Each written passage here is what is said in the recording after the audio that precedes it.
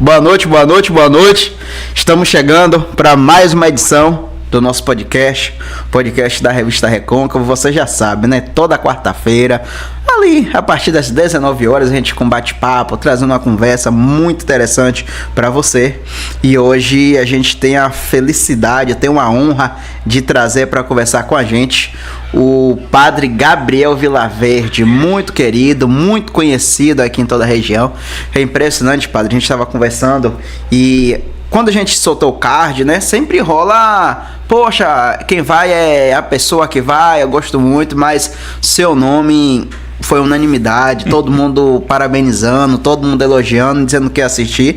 Tanto é que foi a publicação que mais repercutiu, foi a sua. Então, pra gente, de verdade, é uma felicidade, é uma satisfação muito grande.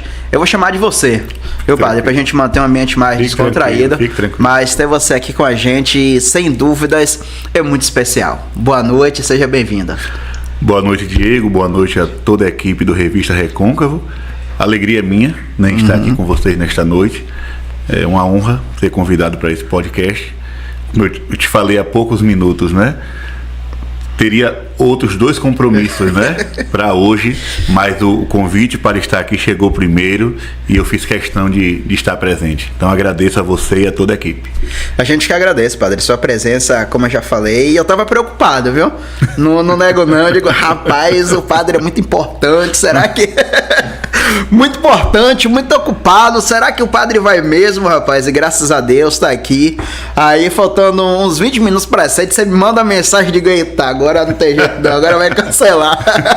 Em cima da hora. Em cima da hora, mas graças a Deus tá aqui. É muito bom, Padre, de verdade, receber você aqui pra esse bate-papo. Como é que você tá? Eu tô bem, apesar das correrias de paróquia, né? Quando chega o tempo da quaresma, tudo fica mais intenso. E quando vai se aproximando da Semana Santa, aí é que a intensidade aumenta.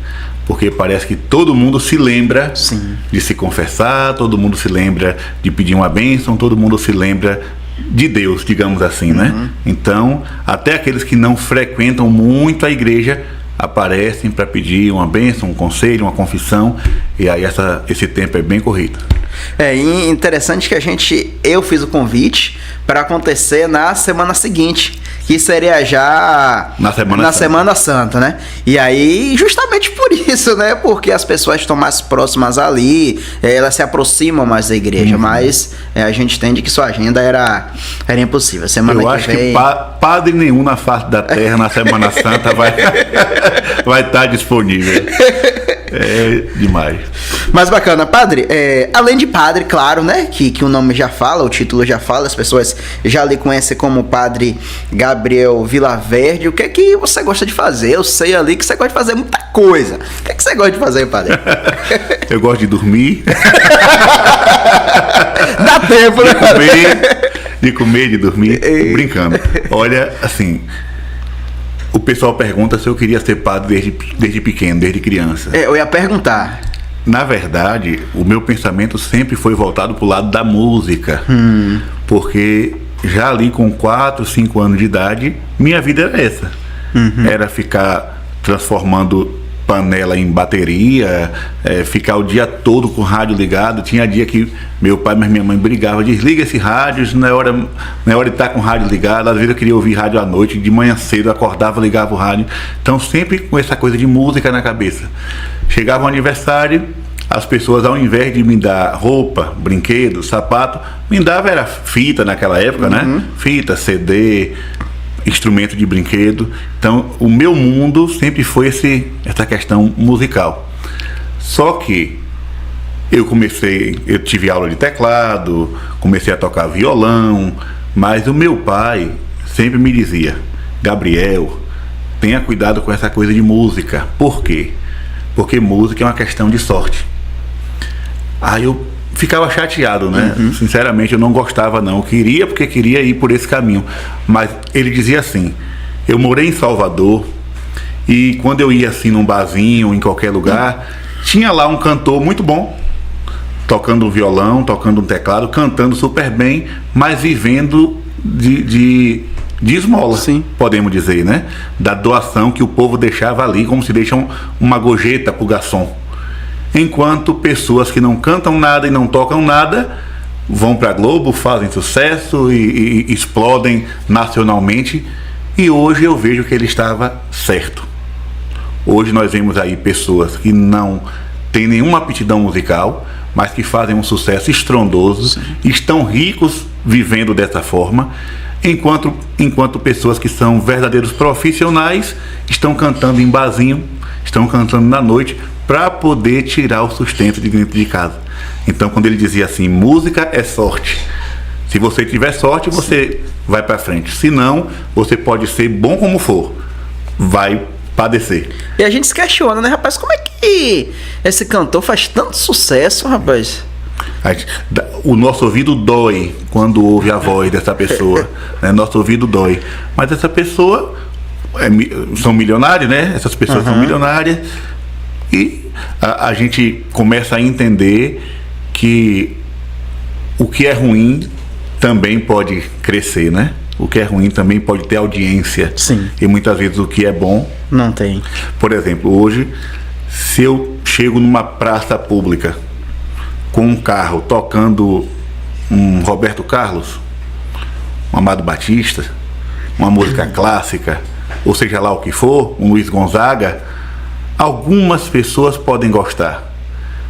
Mas se tocar perdão, eu vou ter que falar, um paredão, aqueles pagodes bem de baixaria mesmo, baixo astral, a multidão aparece em todos os lados, né? E acaba sufocando aquela outra música mais ambiente. Então, paciência, né? Nós não temos o controle da sociedade nas mãos, temos que viver de acordo com essa realidade. Com certeza, com certeza. Mas você também é nosso colega, né? No meio da comunicação. Comecei foi um também dos meus pensamentos, antes de pensar em ser padre, quando eu vi que música não era de fato um caminho assim, seguro. Não é que eu estou criticando aqui quem trabalha com música, não. Eu tô falando de uma questão mais de segurança, né? Eu pensei em fazer jornalismo. Só que no mesmo tempo em que eu pensava em fazer jornalismo, inclusive já estava pesquisando as faculdades, tal e tal, veio a vocação. Mas eu, desde 2008, desde 2008 que eu comecei a trabalhar como apresentador de programa de rádio, ainda na Rádio Alvorada, né? E aí fui gostando também daquele ambiente de falar para o povo, de me comunicar. E até hoje estou aí na Rádio Excelsior, fazendo o programa Alô Meu Deus. Bacana, bacana. Ô padre, eu vou começar falando justamente dessa mudança de chave. Quando você fala, veio a vocação. Como é que é essa mudança? Porque eu não sei se você lembra de mim. Eu acho que não. Lá do Colégio Cruz das Almas. Você estudava lá. Sim. Sim. E aí você era mais velho que eu, mas também era daquele ambiente. Você é primo de Tarcísio. Não é isso? Pronto, Tarcísio cresceu lá em casa com meu irmão. Você, no caso, quando eu estava lá, você estava em que ano? Eu sou mais novo. Mas eu me lembro que você era daquela turma ali que tinha Moisés, não era? Isso. Rodrigo. Tamires. Isso. Alan Leno, aquela figuraça. Humberto. Humberto, aquela turma toda. E assim, uma turma boa. Uma turma boa. A galera dava animada, trabalho. Ave Maria. Era a turma mais bagunceira, confesso. Era. Eu acho que eu saí e o pessoal ainda falava da sua turma. Da turma, porque era impressionante. Mas, padre, como é que foi essa mudança? Porque, assim, eu imagino que para você viver hoje, sendo um padre, você se dedica exclusivamente para a igreja. Como é essa virada de chave na vida? De fato, o sacerdócio, diferente de uma profissão, é uma doação total. Sim. Né? Porque o médico é médico no consultório, mas em casa ele é pai. É pai, é esposa, né? Qualquer profissão.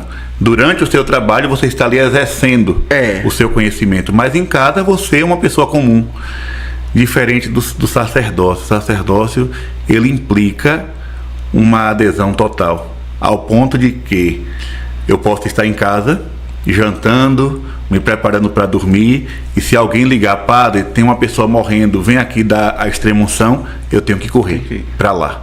né? Eu não posso dizer, não está no meu horário de expediente. Então me liga amanhã a partir das 8. Não. O padre não tem esse lazer, né? O padre não tem. Infelizmente, é de domingo a domingo. É ser padre 24 horas. E essa mudança, assim, digamos, da vocação, primeiro é um mistério, porque a gente não consegue explicar com palavras, né?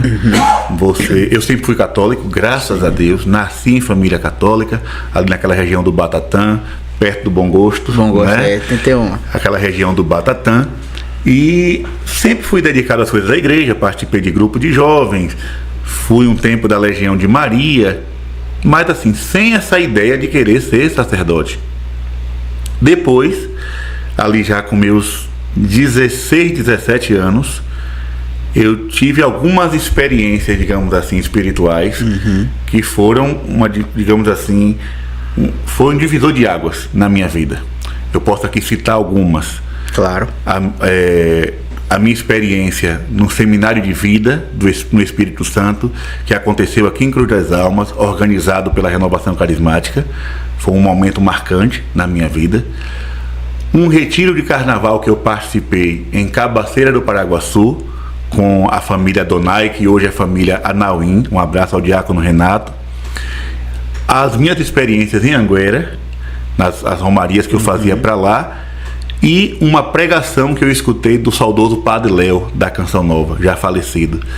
Então, a vivência religiosa, essas vivências com Jesus, foram colocando no meu coração esse desejo de fazer algo mais para Deus. Eu ainda não conseguia entender o que era, né? E, meu Deus do céu, é ser um missionário, é ser um pregador do Evangelho, o que é que Deus quer de mim? E aí um dia, pregando o Evangelho numa comunidade rural, eu percebi que aquelas pessoas estavam sentindo a necessidade dos sacramentos, né? De uma confissão, de uma missa. Aí eu me perguntava, né, meu Deus, como seria bom se aqui tivesse um sacerdote para ajudar esse povo? E aí naquela hora é como se algo me dissesse, é você que deve fazer isso. Você teve a resposta. É você que deve socorrer as pessoas nessa situação. Não fique esperando que um padre apareça para dar socorro espiritual ao povo. Vá você e faça isso. E aí eu tomei aquela coragem e fui pro seminário. Com medo, as pernas tremendo, mas fui. Ô padre, porque assim, você vai como o pessoal fala, né? Na flor da idade, no vigor da juventude. Com 17 anos. Pois é, onde assim, a maioria das suas amizades não tinham os costumes que você passou a ter, era totalmente diferente. Como é que você conciliava? Porque suas amizades você manteve, como é que ficou essas relações? As amizades permanecem até hoje. Massa. Até hoje, graças a Deus. Inclusive, em uma missa lá na Chapadinha, a turma do colégio apareceu, né? Eu fiz questão de chamar lá na frente, apresentar. Era a turma que a gente ia pro Arraiá, aqui em Cruz das Almas, né? Nos tempos de São João. Uma vida super normal, super tranquila. Por isso que eu digo que vocação é um mistério, porque é um chamado, digamos assim, irresistível. É como se você tentasse fugir e ao mesmo tempo não conseguisse.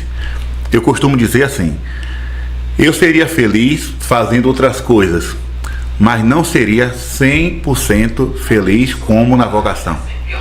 É por aí que eu tento entender a vocação. Ou seja, se hoje eu fosse pai de família, exercesse uma profissão, eu acredito que eu seria feliz, não seria um homem frustrado. Mas eu não teria, digamos assim, a plenitude da vida como eu tenho hoje sendo sacerdote. Deve ser coisa de Deus, né? É Deus quem coloca lá no coração do ser humano essa vontade, esse desejo, e Ele que faz acontecer a obra. Bacana. E antes de ser padre, como é que era Gabriel? Porque assim, hoje a gente vai conversando e é impressionante, porque assim, eu sinto uma paz muito grande vinda de você, de verdade, assim, uma tranquilidade, uma calmaria, uma paz de fato. Como é que era você antes de ser padre? Rapaz, você dava muito trabalho, padre? Veja bem, eu não digo trabalho porque eu nunca me envolvi com coisas erradas, entende? No sentido de dar trabalho ao meu pai, à minha mãe, não. Mas assim, eu tive uma vida super normal, como eu falei aqui há pouco tempo, ia nas festas, dançava, né, me divertia. Nunca cheguei a me embriagar, nem a fazer uso de nenhum tipo de entorpecente, mas assim, aproveitava aquele momento, né? Eu lembro que um ano teve um São João, o arraiá, foram 5 dias de festa. Eu fui todos os 5 dias, né? E aí, quando eu falei que ia ser padre, as pessoas tomaram imagino, aquele susto, né? Minha mãe tomou susto, minha irmã tomou susto, minha avó ficou meio assim, será? Né, pensando, será que vai dar certo? Meu pai também não concordou de imediato. Somente 3 tias, de muito da igreja, né, que disseram assim: Deus abençoe, que dê certo. Ficaram felizes, né, com a notícia. Inclusive, eu fiquei com vergonha de falar para o povo e conversei com um padre da paróquia, o padre Reginaldo, faleceu recentemente. Eu dizia: Padre Reginaldo, eu estou pensando em ser padre, mas assim, não falo para ninguém não, que eu ainda estou na dúvida, estou ainda aqui questionando se vou, se não vou. Eu não sabia nada, não sabia o que era seminário. E aí, numa missa que teve na comunidade, o padre Reginaldo: gente, vamos rezar aqui pelo jovem Gabriel que quer ser padre. Escancarou. Meu Deus do céu, escancarou. E aí eu lembro que a partir daquele ano, as pessoas já começaram a me olhar diferente, no sentido assim: vai ser padre. Aí eu ficava naquela tensão de: meu Deus do céu, mas não sou padre ainda não. As pessoas já estão olhando para mim com um olhar assim, né?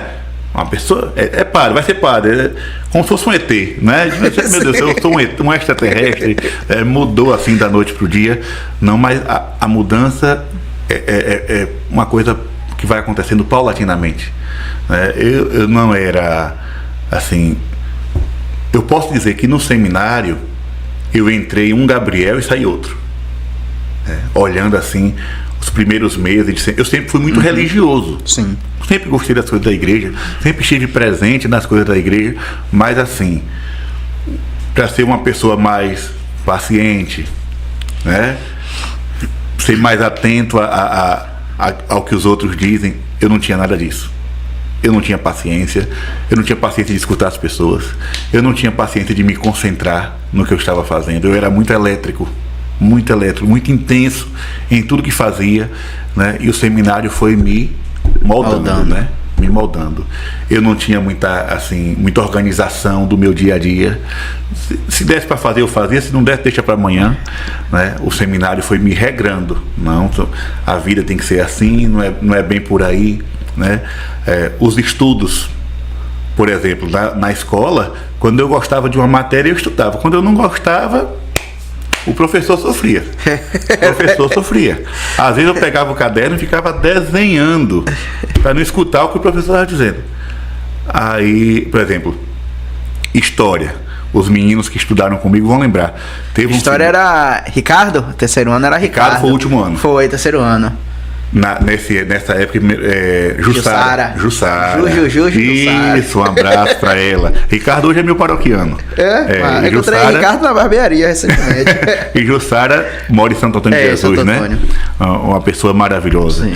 Então teve uma unidade que só eu tirei 10 na sala, na matéria de Jussara. Porém, quando falava de matemática, química, física, era o terror. Até hoje, eu posso dizer aqui com toda segurança, até hoje eu tenho pesadelos fazendo prova de matemática. Até hoje. De vez em quando eu acordo no meio da noite com aquele susto de que eu estou numa sala de aula, todo mundo indo embora e eu lá sozinho com o professor para mim fazendo Marcos Sanches, com Robson, fazendo aquelas provas. Até hoje eu tenho um pesadelo. Aí eu me perguntava: meu Deus, como é que eu vou ser padre se eu estudo uma coisa e outra não? Foi aí que eu entendi, né, que você não é obrigado a ser bom em tudo. Você sempre vai ser bom em alguma coisa. Mas ser excelente em tudo é impossível. Com certeza. Sempre vai ter algo que você não vai se encaixar, né? Então, quando eu fui para o seminário, eu percebi que a faculdade seria toda voltada para essa questão de humanas. filosofia, teologia, antropologia, história. Então, isso aí eu mergulhei de cabeça, eu me dei bem, graças a Deus. Bacana, que bacana, rapaz. Que falei demais, viu? Não, aqui você pode ficar à vontade. Ô, padre, eu só vou agradecer aqui aos nossos patrocinadores. A gente tem uns parceiros que ajudam. Isso é da comunicação, você entende? Agradecer aqui bastante ao Centro Empresarial de Amabastos. Fica localizado aqui em Cruz das Almas. E no mesmo local você encontra a loja de calçados, loja de acessórios para celular, clínica de estética. Tá retornando aí o Especiato Café. A gente vai falar sobre isso. Especiato Café retornando aqui no Centro Empresarial de Amabastos com a mesma qualidade, com a mesma estrutura, apenas com nova direção. Então, Centro Empresarial de Djalma Bastos, aqui em Cruz das Almas, no mesmo local você encontra muita coisa importante. Agradecer também ao Boticário Cruz das Almas. Seja um revendedor Boticário, é muito mais fácil você vender os produtos que as pessoas já conheçam a qualidade desses produtos. Então, o Boticário é uma grande oportunidade para você. Agradecer a Haná Oriental, a melhor comida oriental e burger da cidade.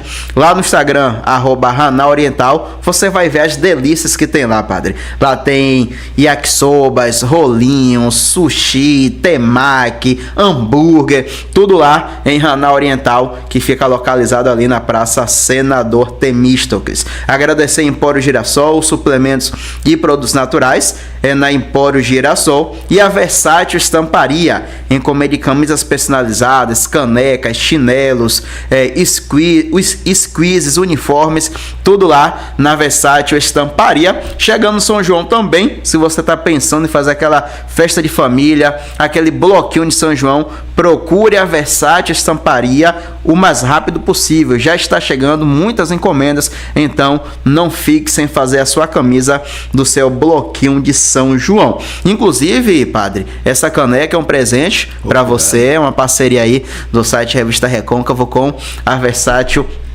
Estamparia. E tá aqui também com a gente hoje, rapaz, não vai esquecer não, olha só, Jéssica Cozinha de Amor. Muito bacana aqui, padre, muita coisa boa, doces, salgados, bolo de pote, fatia de torta, tudo uma delícia. Dá uma olhadinha lá no Instagram, gente. Dá lá rapidinho. Depois termina a entrevista, claro. Mas anota aí. @Jéssica Cozinha. Jéssica com K. Rapaz, é cada delícia. Tá chegando a Páscoa aí também. Semana Santa. Dê uma olhadinha lá que com certeza tem muita coisa boa pra você. @Jéssica Cozinha. Jéssica com K. Doces, salgados, tudo lá com Jéssica. Uma delícia. Estamos conversando, pessoal, com o padre Gabriel Vilaverde. Esse a gente nem precisa apresentar. Quem não conhece o padre Gabriel Vilaverde, a gente tem a felicidade de ter um padre como Gabriel aqui no nosso município. E hoje ele está conversando com a gente, contando um pouco mais da sua história. Padre, eu queria saber um pouco mais sobre o seminário, que você fala muito. Antes do seminário e depois do seminário. Eu fui para o seminário. Seminário é como uma faculdade? Você sai ali com um curso superior em teologia? Como é que funciona? Na verdade, o seminário é como se fosse uma república de estudantes, entende? A diferença é que lá nós temos uma vida pautada em 4 dimensões. Tá. A dimensão espiritual, que é a busca constante de Deus, crescer na oração, na amizade com Deus, na vivência dos sacramentos. Nós temos a dimensão intelectual, que é a questão da formação mesmo. Nós fazemos faculdade, são 2 faculdades, uma de filosofia, outra de teologia, 3 anos de uma, 4 anos de outra. Nós temos a dimensão comunitária, que é aprender a viver com os diferentes, o que não é fácil. Não é mesmo. Acho que é o mais difícil aí, né? De todos é o mais difícil. A gente tira pela própria família, né? Não é fácil viver em família por causa das diferenças. Quanto mais num seminário onde não existe nenhuma ligação sanguínea. E a 4ª dimensão é a dimensão humana afetiva. Você crescer como pessoa integrada, né, responsável por suas ações, sem vícios, sem desvios, entende? Então o seminário vai nos formar nessas 4 dimensões. Então eu digo assim, quem participou de um seminário e levou o seminário a sério, Porque também existem aqueles que entram lá, mas não levam a sério a vivência. Como em todos os lugares. Todos os lugares. Mas quem levar a sério, eu digo assim, ou sai um bom padre, ou sai um bom ser humano. Uma das duas coisas. Algo de bom você vai ter lá dentro, se você levar a sério. Porque você cresce espiritualmente, cresce na dimensão comunitária, na relação com as pessoas, cresce na dimensão intelectual por causa do estudo e cresce também na dimensão humana-afetiva. Bacana. Ô padre, uma das dúvidas que eu tenho, e assim, e pra mim o que é o mais difícil, é porque você é jovem. Você é um padre jovem. Se eu alcancei ainda no estudo aí, eu sou jovem. Eu tenho 33. Mas você é muito novo, você é muito jovem. Eu tenho 29. Você é muito jovem. E assim, e ali você convive com pessoas que têm muito mais tempo de religião, de igreja do que você. E você é um grande exemplo para elas. Como é que você encara essa responsabilidade? Porque assim, o que eu imagino? Que você não pode cometer desvio nenhum. A gente sabe que perfeito, santo, não tem. Mas assim, pô, o padre não vai errar. Como é que você convive com essa responsabilidade? Em primeiro lugar, assim, todos nós somos chamados a ser exemplos para os outros. Mas eu nunca gostei de me colocar como exemplo para nada. Justamente por reconhecer, saber quais são as minhas limitações. Agora, eu digo assim, a grande dificuldade para um sacerdote não é reconhecer os seus limites humanos, mas é não deixar que isso transpareça para a comunidade, né? Porque o que é que a comunidade espera de um sacerdote? Que seja um homem temente a Deus, um homem correto, honesto nas suas ações, cheio de Deus para poder oferecer aos outros.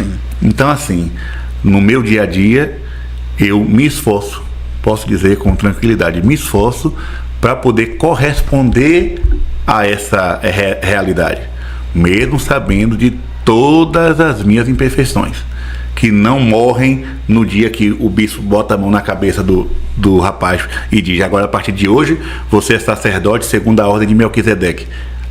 Você continua com os mesmos defeitos. Sim. Né? Uma vez eu ouvi uma pessoa dizer assim: porque essa igreja católica que ordena padres e que depois viram pedófilos. Eu disse: não tem nada a ver uma coisa com a outra. O pedófilo, ele entrou no seminário e se escondeu por trás de uma máscara. Sim. E depois, com a batina, viveu as suas imperfeições. Tá entendendo, meu irmão? Tem nada. O sacerdócio não modifica ninguém no sentido humano. A mudança acontece espiritualmente, é uma mudança na alma. E você precisa deixar que isso aconteça. Sim. O sacramento nos muda ontologicamente, ou seja, antes da ordenação eu era Gabriel, depois da ordenação eu sou padre. Padre para sempre. Isso aí, essa mudança acontece. Agora, a mudança interna como pessoa tem que ter uma abertura para o Espírito Santo. Se eu não deixo o Espírito Santo agir na minha vida, eu vou continuar o mesmo Gabriel de sempre. Então, assim, eu venho percebendo, né? Meu Deus do céu, eu olho para trás, quanta coisa que antes faziam sentido para mim e que hoje não faz mais, né? Eu olho assim, meu Deus do céu, eu gostava de estar naquele lugar, eu gostava de estar naquele ambiente, eu gostava de estar nessa roda de conversa. Hoje isso não diz nada para mim. Mas assim, não é o Gabriel por si só que disse: a partir de hoje eu não vou ser mais assim. Não, é uma graça que Deus concede por muita oração, confissão, penitência, jejum, oração. O sacerdote é convidado. Por isso o seminário. Não é só estudar. Eu poderia muito bem fazer uma faculdade e depois dizer: igreja, me ordena que eu tenho uma teologia e tenho uma filosofia completa. Não tem nada a ver uma coisa com a outra. O estudo da teologia em si não muda nada em ninguém. Agora, o seminário é justamente para ir lapidando aquele jovem que chegou ali, vindo de uma realidade, de uma família, de uma comunidade, de um ambiente. Então, o seminário está ali para lhe lapidar. Como se pega um diamante bruto, né? E vai ali, vai lapidando. Então, essa preocupação, na verdade, essa dúvida que você apresenta é a minha de todos os dias. Andar de tal forma que que eu não posso escandalizar ninguém, né? Eu não tenho o direito, como sacerdote, eu não tenho o direito de escandalizar um fiel, ou de fazer com que aquela pessoa perca a fé ou se afaste da igreja por causa de mim. Pelo contrário, eu tenho essa consciência viva e ativa de que Deus me colocou no sacerdócio para atrair as pessoas para a igreja e não para afastar. No dia que eu for instrumento de afastamento das pessoas, é porque eu já deixei de ser padre para ser qualquer outra coisa. Qualquer outra coisa. Não. O bom médico é aquele que, mesmo não curando a pessoa, ele faz a pessoa sair do consultório com um sinal de esperança. A pessoa chega lá com um câncer maligno, metástase, mas o médico não deixa a pessoa cair no desespero. Sempre vai dar uma palavra de ânimo, de encorajamento. Então, no meu sacerdócio, eu tento ir por esse caminho. As pessoas que se aproximam de mim, eu digo logo, eu não sou santo. Pretendo ser, mas não sou. Mas eu espero que através das minhas palavras, dos meus gestos, das minhas ações, você se aproxime de Deus. Se isso acontecer, aí eu estou satisfeito. Muito interessante, muito interessante. E, ô padre, e quando você não tá bem? Porque assim, a gente não tá bem sempre. Tem um dia que a gente não acorda legal, tá com problema, tá com alguma dificuldade, a gente não acorda legal. E as pessoas não sabem que você tá em um dia desse e mesmo assim depositam ali todas as suas esperanças, todas as suas expectativas e até sua fé mesmo no Senhor e você. Como é que você consegue respirar fundo e às vezes até precisando de ajuda, ajudar uma pessoa? Sim, sua pergunta é muito boa. Existe um padre amigo meu que diz assim: o padre ajuda todo mundo, mas quem ajuda o padre? Sim. O padre escuta todo mundo, mas quem escuta o padre? Então assim, o sacerdote, ele também precisa de outras pessoas que lhe ajudem. Né? Por exemplo, todo sacerdote tem que ter o seu diretor espiritual, que é um sacerdote de preferência mais velho, um sacerdote mais experiente, provado ali na sua fé, para que possa nos orientar, né? Para que eu possa pedir um conselho, para que eu possa pedir uma orientação. Temos que ter também, de vez em quando, uma ajuda terapêutica, né? Um psicólogo ou uma psicóloga que possa nos escutar, né? Falar um pouquinho da nossa vida.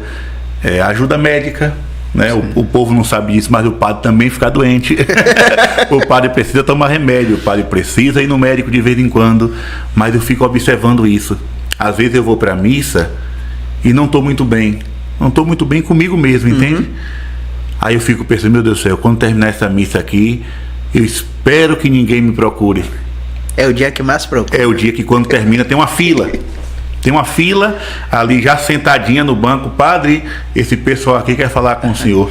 Aí eu tenho que respirar fundo, colocar a estola no pescoço e sentar para... É aquela coisa, botar minha dor no bolso para cuidar da dor do outro.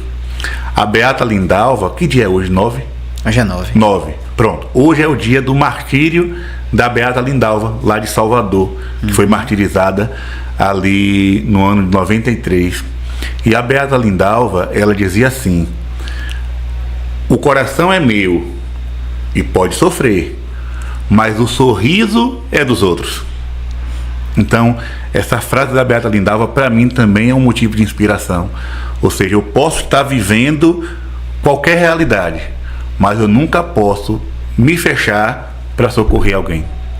E por incrível que pareça, às vezes eu vivo momentos difíceis, momentos de dores, que eu pergunto, meu Deus, por que eu estou vivendo essa situação? Sempre vem aquela interrogação, sim. Né? Quando a gente não vê uma luz no fim do túnel, e o padre também passa por essa realidade, eu me pergunto, meu Deus, o que é isso?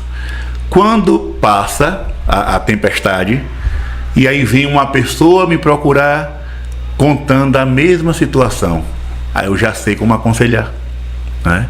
Por exemplo, eu vivi um momento de uma crise de ansiedade insuportável. No ano de 2021, eu tive que ir para psiquiatra, eu tive que tomar remédios, eu fiquei noites sem dormir, eu tive palpitações, taquicardia, síndrome do pânico. Eu pensava que aquilo seria o fim. Depois que eu fiquei, digamos assim, melhor, Sim. consegui dar a volta por cima, hoje as pessoas chegam com os mesmos sintomas. Às vezes pensando que é um problema espiritual. Padre, reza por mim porque eu tô assim, assim, assado. Aí eu vou perguntando, você tá sentindo isso? Tô. E isso? Tô. Então, não é somente um caso espiritual. Procure um profissional da saúde e ainda chego muitas vezes a anotar, digo, olha, diga ao profissional que vai lhe atender que eu fiz uso desse medicamento. E quantas pessoas voltaram para dizer, padre, graças a Deus, depois daquele aconselhamento que eu tive com o senhor, eu joguei meu preconceito de lado, procurei uma ajuda médica, fiz uso do medicamento e hoje eu estou bem. Aí eu fico olhando, meu Deus, o senhor fez com que eu sentisse na pele para hoje ser uma mão estendida para quem sofre, né? Por exemplo, ansiedade. Quando se falava em ansiedade, eu pensava que era doidice. Eu pequei muitas vezes, achando que depressão era coisa de quem não tinha o que fazer, que era doença de rico. Isso no meu tempo de jovem, né? Veja que o meu pensamento como era. Hoje, eu sei o problema, né? Eu conheço esse mal. Então, quando chega uma pessoa falando disso, ou seja, o meu coração já é um coração misericordioso. Não é um coração que julga. Ah, que nada, vá fazer alguma coisa, vá ocupar sua mente. Não é bem assim. É um problema de saúde, é um problema sério. E aquela pessoa precisa ser acompanhada. Então, eu agradeço a Deus. Todos, como você me perguntou, sim, tem dia que o padre não está bem. São nesses dias que eu não estou bem, onde Deus me dá as maiores lições. É onde eu cresço, digamos assim, né? É onde eu entendo o que é a vida. É onde eu encontro a verdade. É onde eu aumento a minha fé. É justamente quando eu passo por esses apertos que a vida me dá. Massa. É interessante, e eu queria destacar duas coisas.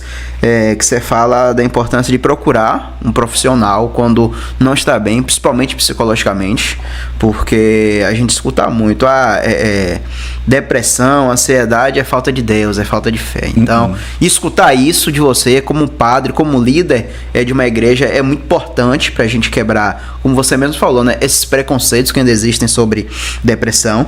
E outra coisa que eu queria te perguntar é como é que você faz para escutar os problemas das pessoas e não absorver a ponto de ele fazer mal. Porque assim, quando um amigo, uma pessoa chega para conversar comigo que está passando por problema, eu fico mal.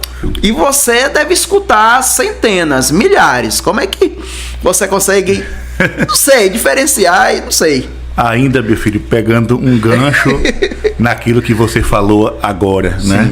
Que depressão seria a falta de Deus. Sim. Nós nunca podemos ir por esse caminho, com certeza, porque santos viveram essa doença.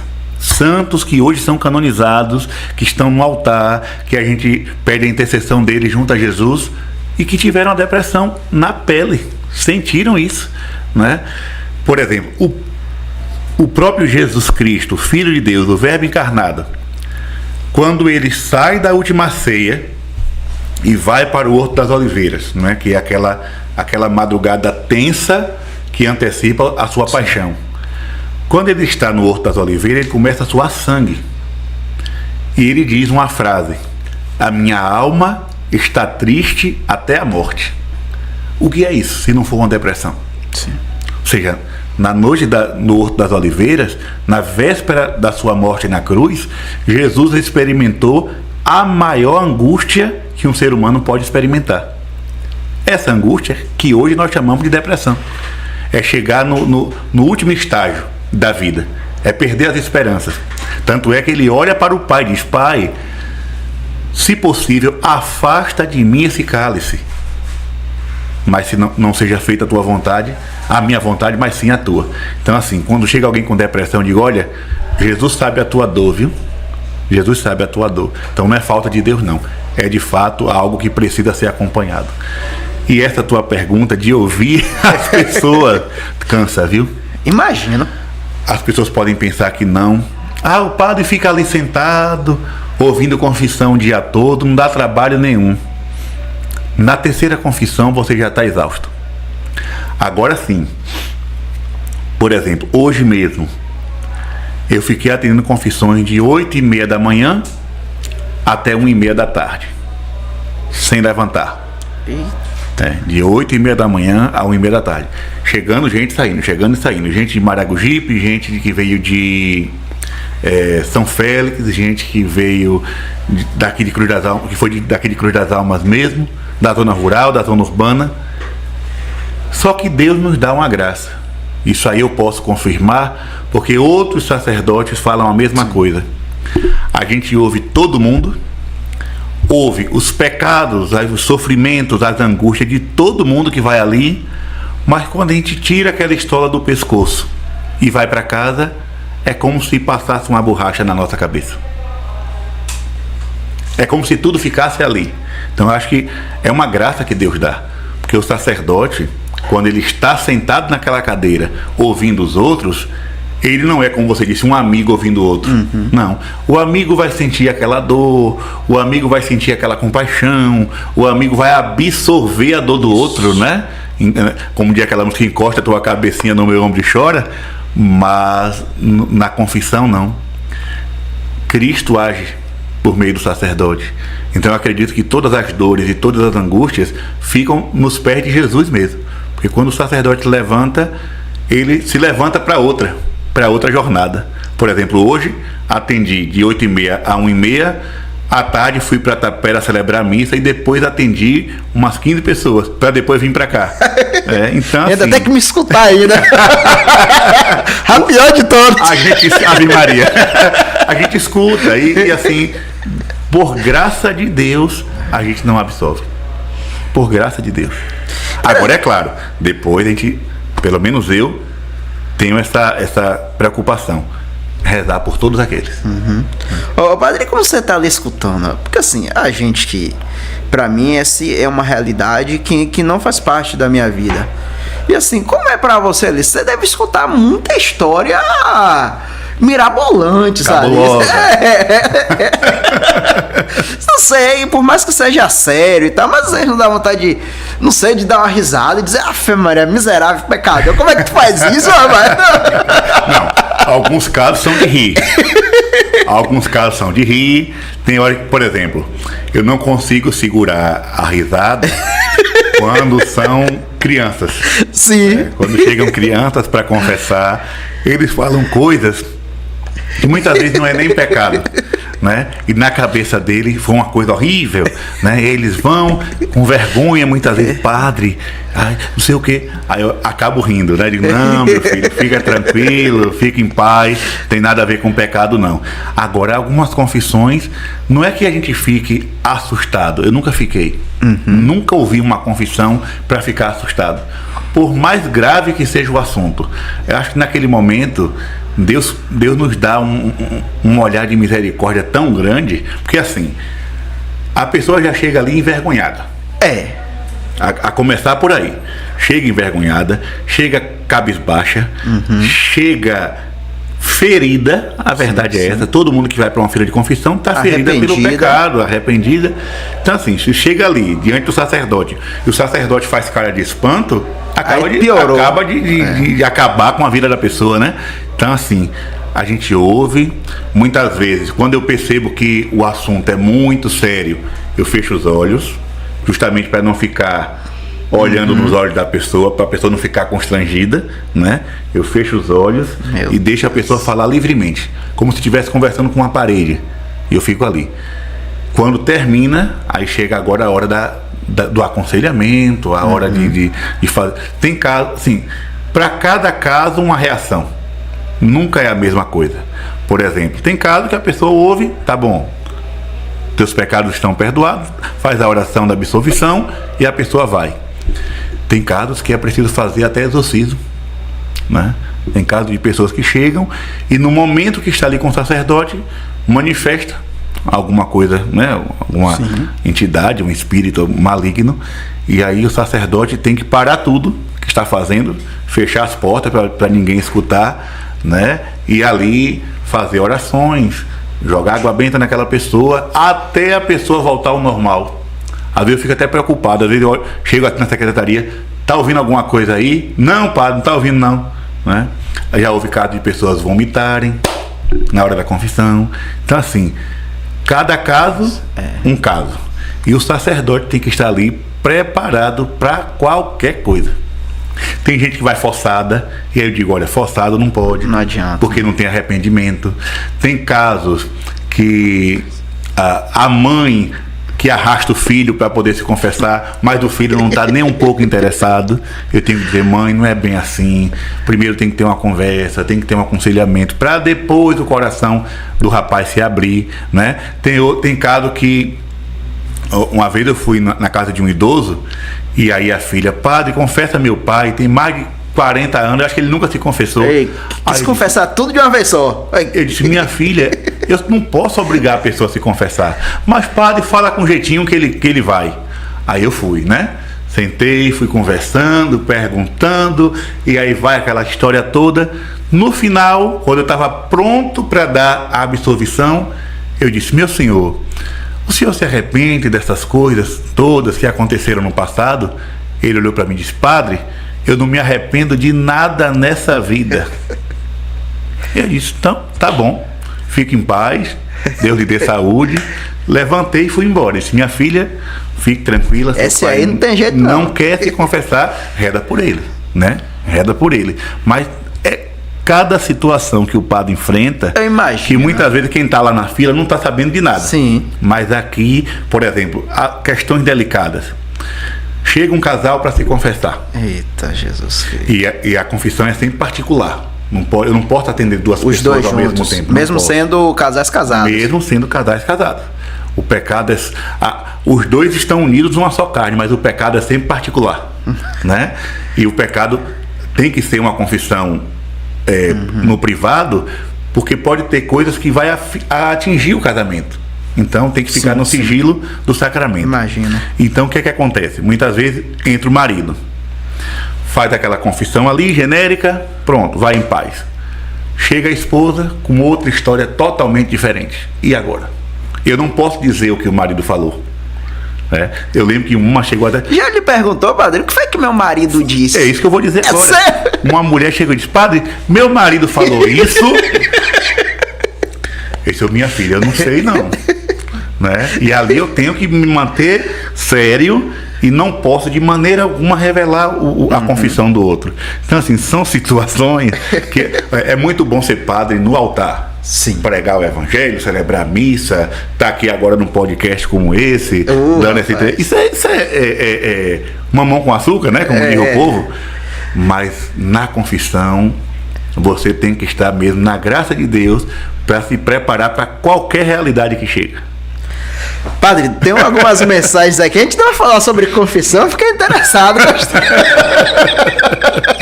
Gostei dessa parte. Mas tem muita gente mandando mensagem aqui no YouTube, no Instagram. Imagino que... Você mandou, Ivan?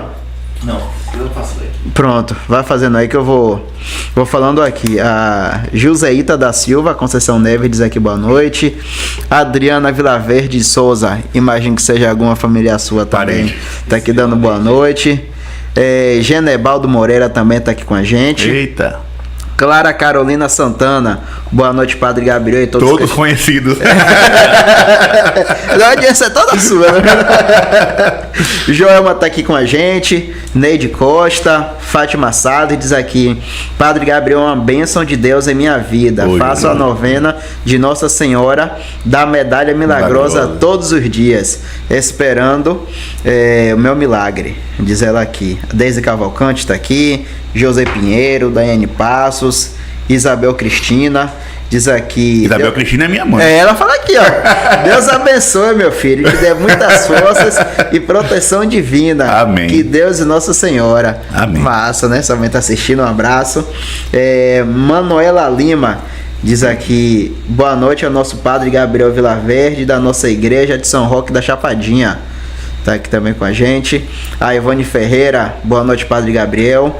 Tem Cristina de Limeira, São Paulo, também aqui com a gente. Olha, rapaz, estamos chegando longe, viu? Estamos rompendo as barreiras do Recôncavo e chegando até São Paulo. Padre, ainda sobre confissão. Você escuta ali o pecado das pessoas? Porque assim, educação ela é evangélica, eu sou evangélico até hoje, então a gente tem o costume e a prática, principalmente ali no final do dia, né, quando a gente vai dormir, a gente orar, pedir perdão pelos nossos pecados, mas fica ali o segredo, eu e Deus. Mas assim, a pessoa que vai confessar com você, e você também que escuta aquela confissão, quando tá ali no outro dia, você olhando pra pessoa, você não, rapaz, esse cara fez isso e tá aqui. Como isso é, padre? Isso não acontece, não. Não acontece, não. Não. Por isso e que aí as pessoas ficam com vergonha também quando lhe encontram novamente. Poxa, ele sabe o que eu fiz. Como? Algumas pessoas... Padre, assim, desculpa, tá? Se eu tô sendo invasivo, não sei. Não é a realidade pode falar qualquer coisa. Não é a realidade que eu viva. Entende? Como é que essa parte, padre? Veja bem, ainda existem... Hoje esse preconceito já diminuiu muito. Sim. Mas ainda hoje existem pessoas que preferem se confessar, saem daqui de Cruz das Almas e vão se confessar lá em Bom Jesus da Lapa, porque o padre não me conhece e lá eu falo tudo e volto para casa e fico tranquilo. Mas não me confesso com o padre da paróquia, porque o padre vai ficar me olhando. Existe ainda na cabeça de algumas pessoas, eu digo assim, essa maluquice. Mas para nós sacerdotes, isso nunca foi um problema. Até porque nós nos confessamos. Na igreja não existe essa coisa, você tem que se confessar e você não. Todos, até o Papa. Todos aqueles que têm, como diz o Salmo, confessei afinal meu pecado e o Senhor apagou minha culpa, né? É o Salmo 50, que é justamente o Salmo de Davi, quando ele pecou com Betsabé. Então o profeta, ele escondendo o pecado dele, o profeta Natan foi lá e revelou. Então quando a pessoa chega ali para fazer a sua confissão, primeira coisa que o sacerdote tem na sua mente é um ser humano e todo ser humano é capaz de errar. E outra coisa interessante é quando na carta aos Hebreus diz assim que o sacerdote foi tirado do meio do povo e ele também com suas fraquezas para compreender as fraquezas do povo, do rebanho. Então assim, eu não estou aqui para apontar o dedo para ninguém, porque eu sei que o que aquela pessoa me confessou, eu tenho capacidade de fazer igual ou pior. Tá entendendo, meu filho? Então assim, o sacerdote, ele na confissão é diferente da pregação. Na pregação, o sacerdote tem que ser um leão. Falar a verdade, denunciar o pecado, né? Abrir o coração das pessoas através da palavra de Deus. Mas no confessionário não. Aquele padre que na missa falou isso, no confessionário ele é apenas aquele que escuta o pecador, acolhe e perdoa. A imagem melhor que nós temos da confissão, nós podemos tomar aqui duas passagens do Evangelho. Uma é a parábola do pai misericordioso, o filho pródigo, que se afasta do pai, vai comer lavagem dos porcos, depois se arrepende e volta para casa. E ali o pai coloca anel no dedo dele, sandálias novas, roupa nova, mata um novilho gordo. Então isso é a festa que acontece em cada confissão. O filho pródigo que chegou ali, né, na lama do pecado, na lama dos porcos, e o padre está ali simplesmente para ser a pessoa de Jesus. E outra passagem é justamente a mulher adúltera, né? Que evangelho do domingo passado, todo mundo ali, cada um com uma pedra maior do que outra para jogar naquela mulher. E Jesus disse: ninguém te condenou, vá e não tornes a pecar. Então essa é a realidade da confissão. Ou seja, pode vir qualquer pessoa. Eu digo para vocês que estão nos assistindo agora, eu já atendi confissões de pessoas da minha família. Já atendi confissões da minha mãe, que está assistindo agora. Ali para mim foi um momento... Ali eu fiquei meio receoso, né?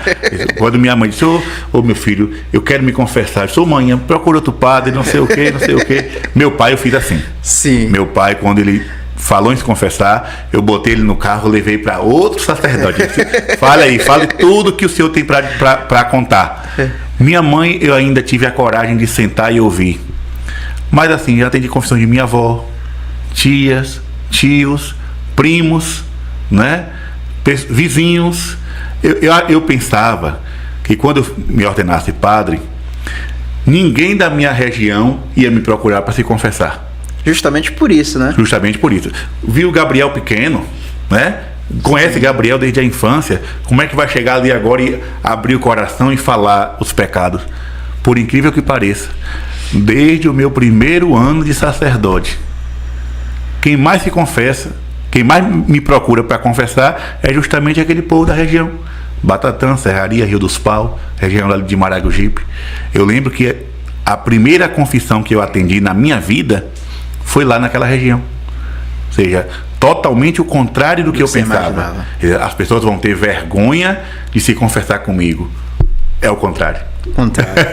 Ô padre, deixa eu só falar aqui um comentário. Assim, chegaram vários comentários depois do que eu li aqui no YouTube. E a Daiane Passa, ela faz um comentário muito interessante. Ela diz aqui, ó: sou eu que fico incomodada com ele, no caso eu, falando você ao invés de senhor. É porque ela não viu no começo do podcast. Eu pedi até a permissão ao padre para chamar ele de você, pra gente tornar aqui o ambiente mais tranquilo, mais informal. Daiane, eu vou até comer uma castanha e comentar. Viu, Dede? Mas claro que existe todo o respeito aqui, não tem nada de desrespeito. Eu sei que ela também não falou nessa intenção, é o costume mesmo, né, de sempre estar se referindo a senhor. Mas, padre, assim, de quanto em quanto tempo que é o recomendado para as pessoas fazerem as suas confissões? É sempre que pecar? Sempre não, senão não ia sair de lá. Mas assim, de quanto tempo? Veja bem, a confissão, sim, é sempre um sacramento reservado para os pecados mortais, não é? São Pedro fala me confundo agora se é a primeira carta ou a segunda carta de São Pedro, que existem pecados que levam à morte e pecados que não levam à morte. É o que o povo traduz no popular: pecadinho, pecadão. Pecadinho, pecadão. O pecadinho, que seria o pecado venial, esse a pessoa pode pedir o perdão a Deus durante a missa, durante a sua oração, no seu jejum, fazendo sua penitência, numa caminhada, numa procissão. Isso aí não tem problema. Já o pecado mortal, justamente esse precisa do sacramento. Por quê? Aqui existe uma questão pedagógica. Não é somente um dogma. A igreja diz que tem que falar e tem que... Não. Existe a questão do abrir o coração. Sim. E soltar aquilo que está ali preso, né? Existe também a questão da orientação do sacerdote, que a pessoa vai ouvir, vai buscar aquela coisa toda. É como se fosse o médico e o enfermo. Se eu chego diante do médico... A Manuela disse que é a primeira carta, padre. Primeira carta de São Pedro. Obrigado, Manu. Então, assim, se eu vou para o médico pergunta: você está sentindo o quê? O senhor é que tem que dizer. Ele vai imaginar qualquer coisa. Uhum. Eu estou com uma dor no pé, ele vai pensar que eu estou com dor de cabeça. Então, assim, eu preciso dizer: dói aqui. E ali o médico vai fazer o tratamento correto. Na confissão, se trata de um pecado mortal grave, que ofende a Deus, que ofende ao irmão, que ofende a sua dignidade humana, então, no confessionário, a pessoa diz: padre, dói aqui. E ali eu ou qualquer outro sacerdote, mostrar o remédio para aquele mal, para sanar aquele mal. Então é toda uma questão pedagógica, né? E as pessoas muitas vezes não entendem isso. Acha que o pecado grave tem que esconder por vergonha e falar só as besteirinhas, né? Padre, eu vim aqui, não tenho muito pecado não, eu só vim aqui para... Aí eu digo logo: misericórdia, essa confissão aí tá pela metade, né? Tá meia boca. Tá pela metade. Ô, padre, a gente já tem 1 hora aqui conversando. Eita. Impressionante como passou rápido. Eu queria saber muita coisa sobre você, tem muita curiosidade. Mas, assim, a gente tá chegando em São João. Tem uma festa que traz o nome de um santo, não é? São João. E aí tem a questão também das festas, das grandes festas que acontecem. Qual é o conselho que você sempre fala? Qual é a visão da igreja em relação a isso? Você aconselha os jovens da igreja a não irem para as festas, para os grandes festivais? Aqui em Cruz das Mães a gente tem a queima de espada também. Como é já participei, já fui queimado. Qual é a sua visão em relação a isso, padre? Veja bem. Primeira coisa que nós temos que entender. Tá. O São João que a gente vê hoje não tem nada a ver com a festa junina. Porque assim, São João Batista, quando a gente vai observar a vida dele, a história dele na Sagrada Escritura, não condiz com a festa que o povo faz dizendo que é em nome dele. Por quê? João Batista era um homem de conversão, penitência e oração. O anjo Gabriel falou a Zacarias que aquele menino não beberia nem vinho nem licor. São João é a festa onde o povo mais bebe, né? Então, se São João não bebia, era um homem de penitência, não era um homem de estar em farra. Por que hoje pecar em nome de um santo? Entende? Então, a gente tem que fazer primeiro essa diferenciação. Sim. O que é uma festa junina, uma festa comemorativa para aquele santo, e o que é esse carnaval fora de época que nós estamos vendo hoje, né? Que é totalmente um ambiente pecaminoso mesmo, onde eu não aconselho ninguém a ir.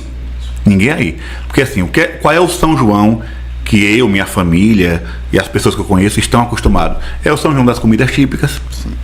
É o São João da queima de fogos, né? É o São João do forró tradicional mesmo. É Flávio José, Luiz Gonzaga, Ademário Coelho. É o São João da festa familiar. Mas hoje a gente não está vendo isso. O São João hoje, por causa dessa comercialização, né, na festa, se tornou na verdade uma micareta, um carnaval fora de época, onde as pessoas só sabem beber e muitos até para se prostituir. Então esse tipo de ambiente, para o cristão, ele não condiz mais. Não condiz. É justamente aquilo que eu falava, né, no início do podcast. Quantas vezes eu fui para o Arraiá? Não bebia, mas estava ali, naquele ambiente. Hoje, não é que eu estou julgando quem vai, mas eu não consigo me encontrar ali dentro. Tá entendendo, meu Sim. filho? É um ambiente que não vai me favorecer em nada. Em nada. Agora sim, tem as festinhas de paróquia, né? O São João de paróquia, São João de comunidade. Ali, a qualquer família, qualquer criança, qualquer pessoa pode ir se divertir, dançar, brincar e fazer a sua diversão. Bacana. A Daiane, ela fala aqui, ó. Daiane de novo? Ela fala aqui, explicado então. Ai, Jesus. Tem mensagem, né? Ô, padre, eu vou dar uma olhadinha aqui nas mensagens. Pronto. E vão me mandar aqui no Instagram. Eu faço. Hã? Ah, você vai falar? Pronto. E depois você vai falar do encontro de sexta-feira que vai acontecer agora, dia 11. Pronto. É a Manuela Lima. Ela já mandou várias mensagens pedindo para você falar sobre o encontro. Mas uma vai trazer aí. Tem uma mensagem aí de JC também. Tá. JC São Felipe. Isso. Mas vem você. Aqui no Instagram, muita gente acompanhando o podcast. Jussiara, Deus abençoe. Padre Gabriel. Deixa eu ver mais gente aqui. Muita gente acompanhando. Deixa eu ver para a parte dos comentários. Dória Azevedo, que falou tudo.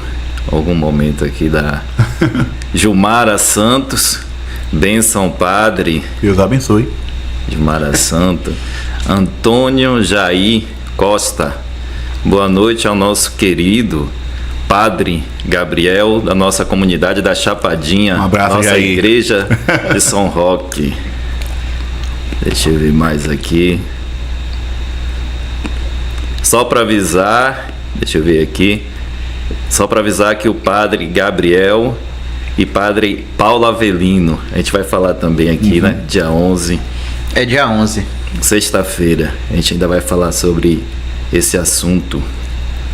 Rosana da Serraria, vereadora lá Vereadora. de Maragogipe. Rosana tá sempre acompanhando também, né? Trazer a Abraço, Rosana Padre também. Gabriel.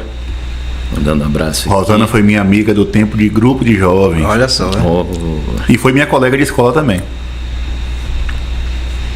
deixa mais eu aí, ver Ivan? aqui. Brito Antônio, manda um abraço. A Gildo Cadete está aqui acompanhando também. Daniela Neves, Abençoada noite. Deus continue abençoando sua vida, Padre. Amém. Lhe fortalecendo todos os dias e lhe protegendo do mal. Deixa eu ver mais aqui. Genilza Lisboa. Padre Gabriel é um jovem com muita sabedoria. Verônica Silva. Também aqui. Padre Gabriel é uma bênção. Elton de Pereira. Sua bênção, Padre Gabriel Vilaverde. Deus abençoe.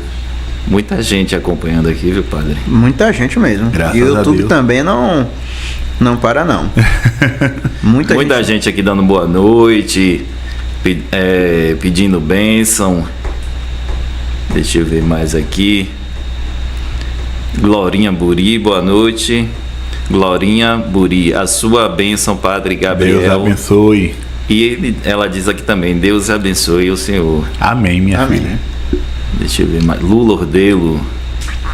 Boa noite ao nosso caríssimo Padre Gabriel Vilaverde, que é um presente de Deus e de Nossa Senhora para nós. Luciana. Deus continue abençoando seu ministério e sua missão. Amém, minha filha. Parabéns, Diego, pelo programa. Valeu! E aí a gente vai continuando, tem mais mensagem. Tem muita mensagem. E o Bahia tá ganhando, viu? 1-0, meu Deus do céu. Chega, desanimou agora. Mais um Bahia. Mais um Bahia. Ô Padre, enquanto vai encontrar lá, o estúdio RS Gravações diz aqui, ó. Vamos gravar, Padre. Estou lhe aguardando no estúdio RS Gravações pra gente gravar esse CD. É a Dailton, né? Adailton, um abraço, Adailton. Breve, meu filho, breve. Essa semana mesmo, semana passada no texto, o pessoal cobrando. Padre, grava essas músicas, Calma que a gente vai gravar. Você compôs música também, Padre? Algumas. Mas eu gosto mais de cantar dos outros. Já tá prontinho? Eu faço, mas dificilmente eu canto as minhas. Eu gosto mais de cantar dos outros. Mas você canta a música da igreja? Você canta Da a igreja. música também que não é da igreja, mas que tem uma letra... Canto. Assim, como eu falava na infância, eu queria ser músico. Sim. Eu cheguei ainda a cantar em festas. Olha só. Cheguei a cantar em festa com um amigo meu, Jean, que hoje mora em Bom Jesus da Lapa. Jean, ele cantava e eu tocava o teclado. E fazia uma espécie de back vocal, né? E a gente chegou a cantar em muitas festinhas, né? Na roça, também aqui em Cruz das Almas. Chegamos a ser convidados para cantar até em Camaçari. Olha só. Né? Mas Tava assim, quase internacional. chegamos a entrar nesse meio, né? Da música. E eu sempre gostei muito, toda a vida eu gostei muito de música, né? De ouvir, uma coisa que eu tenho e não consigo entender. Eu pergunto o nome de uma pessoa hoje, daqui a pouco eu posso esquecer. Sim. Mas se eu ouvir uma música, eu não esqueço mais. Pode passar 10, 15, 20, 30 anos. Eu vou lembrar aquela letra todinha. Alguma coisa tem aqui na memória que tem facilidade para gravar uma canção, mas não tem facilidade para gravar o nome de uma pessoa, né? E aí vivi muito tempo nessa coisa de cantar, de tocar, e até hoje eu gosto. Não vou mentir, não. Até hoje eu gosto. Padre, se fosse escolher uma música para esse momento, Ai, meu Deus. que música seria? Misericórdia. Chama, ele tá tão mal assim, misericórdia não. Eu não sou muito bom de voz. Aham. Tocando eu engano, digamos assim. Mas música tem um bocado, tem música religiosa, tem música secular, música Você tá ganhando antiga, tempo música pra nova. pensar. Eu conheço essas táticas. Tu quer que eu cante agora uma música? Não me bote nessa fogueira, não. Então vai pensando que daqui pra frente você vai cantar. Vala-me, Nossa Senhora. Mas vamos lá. Tem mais aí, Ivan? Fechou? Deixa eu ver aqui. Deixa eu ver se chegou mais aqui. O pessoal tá lhe parabenizando, padre. Ele tá lhe dando boa noite também, dizendo que tá escutando. O Cristiano, a Célia, muita gente aqui com a gente. E eu queria que o senhor falasse também sobre os livros. Sim. Você publicou alguns livros, você falou que gostava de música, você falou da comunicação também, e faltou os livros, padre. Não tava lembrando, não. É muita coisa no juízo. Ainda tem YouTube, Instagram também, que você é estouradão também. Eu sempre gostei de ler e de escrever, mas eu nunca me imaginei como escritor de vender livro. Não, isso não passava pela minha cabeça. Não passava mesmo. Tanto é que eu tenho muita coisa escrita desde o tempo de criança, tudo guardado. Tudo guardado. Eu pegava aqueles caderninhos que davam na escola. Sim. Eu escrevia da primeira folha à última. Mas tudo guardado. E nem vai ser publicado dia nenhum. Mas assim, quando eu estava no seminário, eu fui para uma aula onde uma dupla, né, da minha turma estava apresentando um trabalho sobre Santa Dulce dos Pobres. E aí, mostrando vídeos sobre Santa Dulce, entrevistas sobre Santa Dulce, jornais, documentários, livros. E aí eu parei e pensei, meu Deus, tanta coisa sobre Irmã Dulce e quase nada sobre Maria Milza, lá de Itaberaba, que eu já conhecia, né, porque da história da minha família. E aí eu disse, não, Maria Milza também precisa de alguma documentação histórica. Foi aí que, ainda no seminário, eu comecei a fazer uma pesquisa, e essa pesquisa virou em livro, que eu acabei publicando. Publiquei assim, sem nenhum interesse, tá entendendo? Inclusive agradeço aqui a Jane, da FAMAN, Sim. porque foi ela quem, digamos, custeou toda a produção dos livros, que depois seriam vendidos. E aí, depois do livro de Maria Milza, o povo gostou tanto, né, da leitura, da escrita, que, padre, escreva outros. E aí eu comecei. Escrevia um, lançava, o povo gostava. Escrevia outro, lançava, o povo gostava. E nessa brincadeira já se vão 7 ou 8 livros. Não tenho agora certeza, não. Rapaz, 7 ou 8 livros publicados. eu sei que eram 2. Eu perguntei achando que eram 2 apenas. Já veio 2 de Maria Milza, né? O volume 1 e o volume 2. Já teve também sobre o Padre Cícero, sobre o Frei Damião.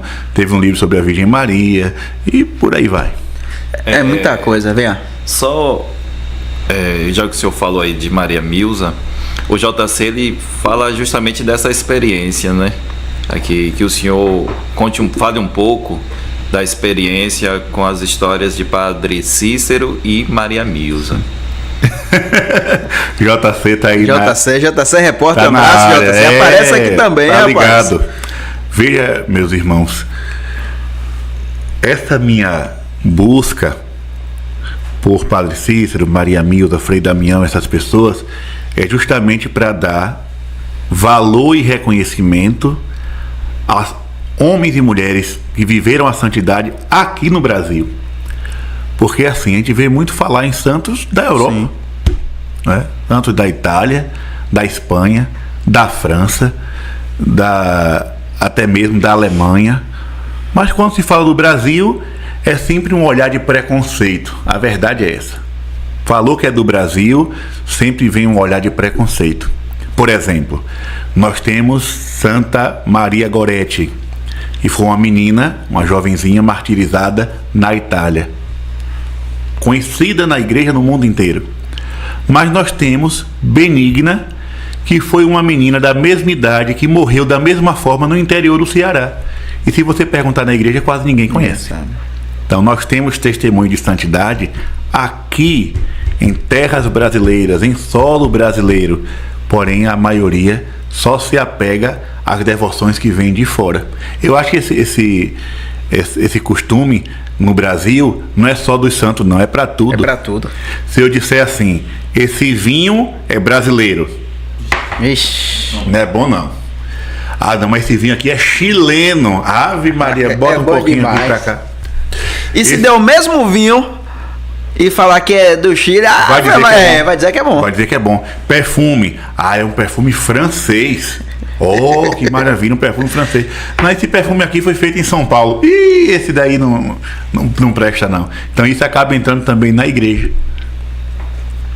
Interessante. Tito, rapaz, Tito tá aqui. Tito de Eduardo, um abraço, Tito. Aqui rapaz, você falou, olha só, o jogo do Bahia, ninguém vai assistir a gente. Tito é torcedor do Bahia doente e manda mensagem aqui, ó. Boa noite, meu irmão. Muito boa a entrevista com o Padre Gabriel. Pede a ele a bênção e que Deus abençoe vocês todos. Amém, Tito. Deus abençoe. Tito, rapaz, torcedor do Bahia tá assistindo a gente. E olha que o Bahia tá ganhando, viu? Somos da turma tricolor. Vocês dois, eu não. Tem uma mensagem aqui de Madalena. Minha avó? Vila Verde. Minha avó. Ei, rapaz. Minha avó tá aí assistindo. Tá vendo aí? Eu te desejo tudo de bom, toda a felicidade do mundo, meu querido neto. Deus esteja sempre presente em sua vida, te iluminando sempre e te protegendo. Vó Madalena te ama muito, muito. Eita, uma declaração de amor. Eita. As mensagens dela são todas assim, ela é sempre bem carinhosa. Minha avó foi a minha catequista, né? A minha primeira catequista. Foi quem me, digamos assim, me passou o beabá da fé, né? O beabá da fé. Até hoje eu guardo o primeiro catecismo da Igreja Católica que ela me deu de presente. E eu levei para o seminário. Até hoje eu tenho lá guardado, da capa preta ainda. Não era nem esse novo da capinha amarela. Que massa. A Zuleide Conceição. Boa noite, sou evangélica, a paz, e tá aqui acompanhando a gente. Deus Muito abençoe, massa. minha irmã. Nosso entrevistador aqui Eu também, né? sou. E assim, eu vou lhe perguntar justamente sobre isso, mas antes deixa eu só agradecer aqui ao Centro Empresarial de Amabastos, vou agradecer ao Boticário Cruz das Almas, seja o revendedor Boticário, agradecer a Ranal Oriental, a melhor comida oriental e burger da cidade, agradecer a Versace Estamparia, tudo personalizado é na Versace Estamparia, e agradecer também Empório Girassol, suplementos e produtos naturais é na Empório Girassol. E aqui hoje com a gente, Jéssica Cozinha, Cozinha de Amor, @Jéssica Cozinha, doces salgados, ó, uma delícia. Padre, e essa relação com as outras igrejas? Porque a Igreja Católica é uma igreja que tem muito tempo. E ao longo do tempo que a Igreja Católica já existe ou foi criada, começam a surgir outras igrejas também. Como é que o senhor enxerga a relação entre essas religiões? Como é que você se comporta diante das outras religiões também? Eu já fui muito briguento. Sério? Muito briguento. Eu chegava eu posso falar isso aqui porque já é passado, né? Eu já não tenho mais vergonha. Mas assim, eu já briguei muito. Por quê? Eu era aquele católico, sempre fui aquele católico do pé à cabeça, entende? Assim, muito intenso em matéria de fé, de amar a minha religião, de amar a minha igreja. Então, quando eu ouvia alguma crítica à minha fé, eu ia para cima. A graça que Deus me dava de não encontrar ali uma pedra, um pedaço de pau, né, para brigar com a pessoa. Então eu brigava de boca. Mas assim, na escola, meu Deus do céu, eu tinha um amigo, um colega de escola, que acho que até hoje ele é dentista, da Igreja Batista. E quando ele falava qualquer coisa sobre a minha religião, sobre as imagens, sobre a Virgem Maria, a briga começava e não terminava mais. Eu já cheguei a brigar em ônibus. Uma vez eu estava no ônibus, sentado, com meu texto na mão, rezando. Quieto, tranquilo. Entrou um senhor, em Santo Amaro, entrou um senhor, e olha, como foi que ele falou, meu Deus do céu? Porque tem gente, quando falou tem gente, eu disse, é comigo. Aí eu me levantei, botei o dedo na cara dele, foi uma confusão. Ele disse, o demônio se levantou para atrapalhar a minha pregação. Eu disse, demônio é você. Acabou que o motorista fez ele descer do ônibus e acabou com aquela confusão. Mas assim, depois, né? Hoje podemos dizer assim, sim, muitas pessoas que eu conheço e que são de outras igrejas e vivemos num relacionamento muito tranquilo, muito tranquilo. Agora sim, eu sempre digo, respeitando, claro, né? Porque eu acredito que onde existe diferença, o respeito deve se impor. Por exemplo, 2 torcedores, Bahia e Vitória. Seja levado na esportiva. Você é Bahia e eu Vitória, só para deixar. Não, é isso. Não, só para deixar claro, é o Vitória. Se a gente levar na esportiva, na brincadeira, tudo beleza. Agora, quando parte para a ofensa, para o ataque, aí a coisa... Ninguém quer ser atacado, na verdade, né? Ninguém quer ser atacado, ninguém quer ser ofendido, ninguém quer ser discriminado. Então, eu sempre vou pelo caminho do respeito. Agora, confesso também que se de lá para cá, seja quem for, ou até o próprio católico, se partir de lá para cá com a falta de respeito, eu confesso que meu sangue ainda ferve. Não como no passado. Hoje eu relevo mais, sabe? Sim. Por exemplo, se eu ver hoje uma pessoa na rua gritando, eu tenho pena.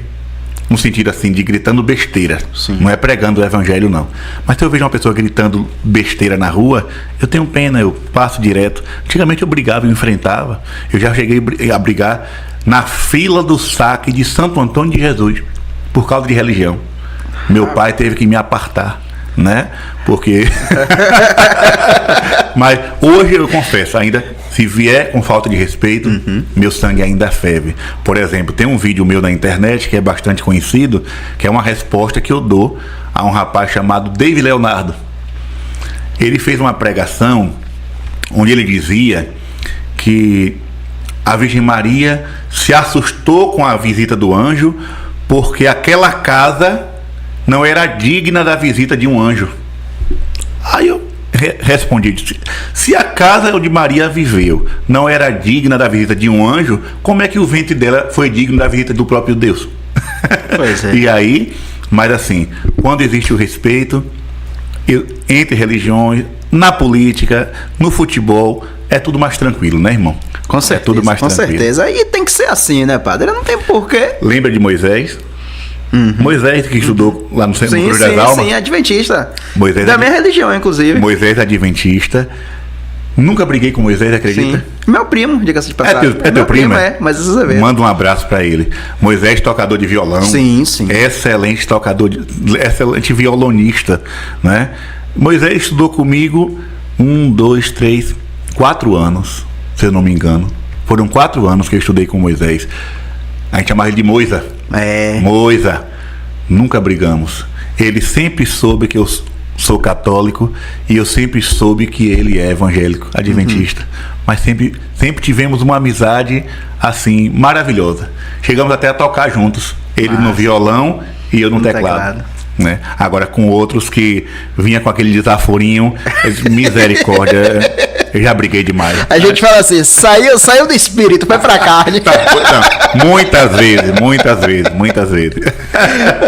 Vai ser a mensagem de Milena também. Milena da Empório Girassol, tá aqui com a gente também. Milena, um abraço. Empório Girassol. Mandou aqui pra gente. Foi ela? Foi ela. Eu tô conhecendo o gosto porque eu também compro lá. Não, me falaram, o padre é cliente nosso. Eu digo, que massa. Sim. É porque assim, eu tô, digamos assim, tirando glúten, lactose, essas coisas todas. Nessa, viu, padre? E aí, meu irmão, o que é que sobra pra gente? Empório Girassol. E aí eu tenho que ir lá pra poder comprar meu lanchinho. Rapaz, que bacana. Só finalizando algumas mensagens aqui. Venha. O Nando Marques. Nando Marques, lá de Sergipe. Querido padre, sua bênção. Deus lhe abençoe. Deixa eu ver, Rita Jesus, boa noite, Deus abençoe, Padre Gabriel. Lili Ribeiro, boa noite, Padre, sua bênção e que Deus lhe abençoe sempre. Amém. Deixa eu ver mais aqui, Milena, ela colocou mensagem aqui também, abraço ao amigo Padre Gabriel, Milena Lordeira. Verônica Barbosa, Vera, boa noite, sua bênção, padre. Tô ligado aqui da Pumba. Olha aí. Deus abençoe. Amém, minha filha. Aqui tem um aqui que falou que era do Rio de Janeiro. Olha, a Fátima Salles. Fátima. Deixa eu ver mais. Ela diz aqui, Padre Gabriel, sua bênção aqui do Rio de Janeiro. Não estou. Ela fala aqui, ó. Então a gente tem que entrar em contato com Fátima. Ela disse que não está conseguindo comprar o livro com a medalha milagrosa. Fátima, na Amazon. Você encontra. É porque eu não tenho mais o livro físico, não, minha filha. Mas na Amazon tem. Tá vendo aí? Aqui tem Pedreiro do Vale. Ele coloca aqui: boa noite, estou aqui em Pernambuco assistindo. Pernambuco. Manda aí um alô para a galera de Maragogipe. Maragogipe. Bacana. Ele é de Maragogi, provavelmente é de Maragogi. Está morando lá, em né? Pernambuco. Meu conterrâneo. Padre, duas mensagens aqui pra gente continuar, pra gente ir caminhando pra finalizar.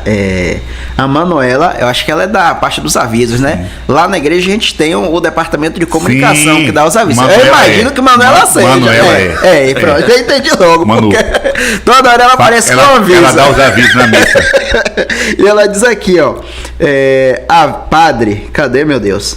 Avisa sobre o nosso São João, dia 25 de abril, com o nosso padre Gabriel Vilaverde, Deca dos Teclados e outros cantores na Embrapa. 26 de abril. Ela botou 25, não foi? É 26, é um sábado.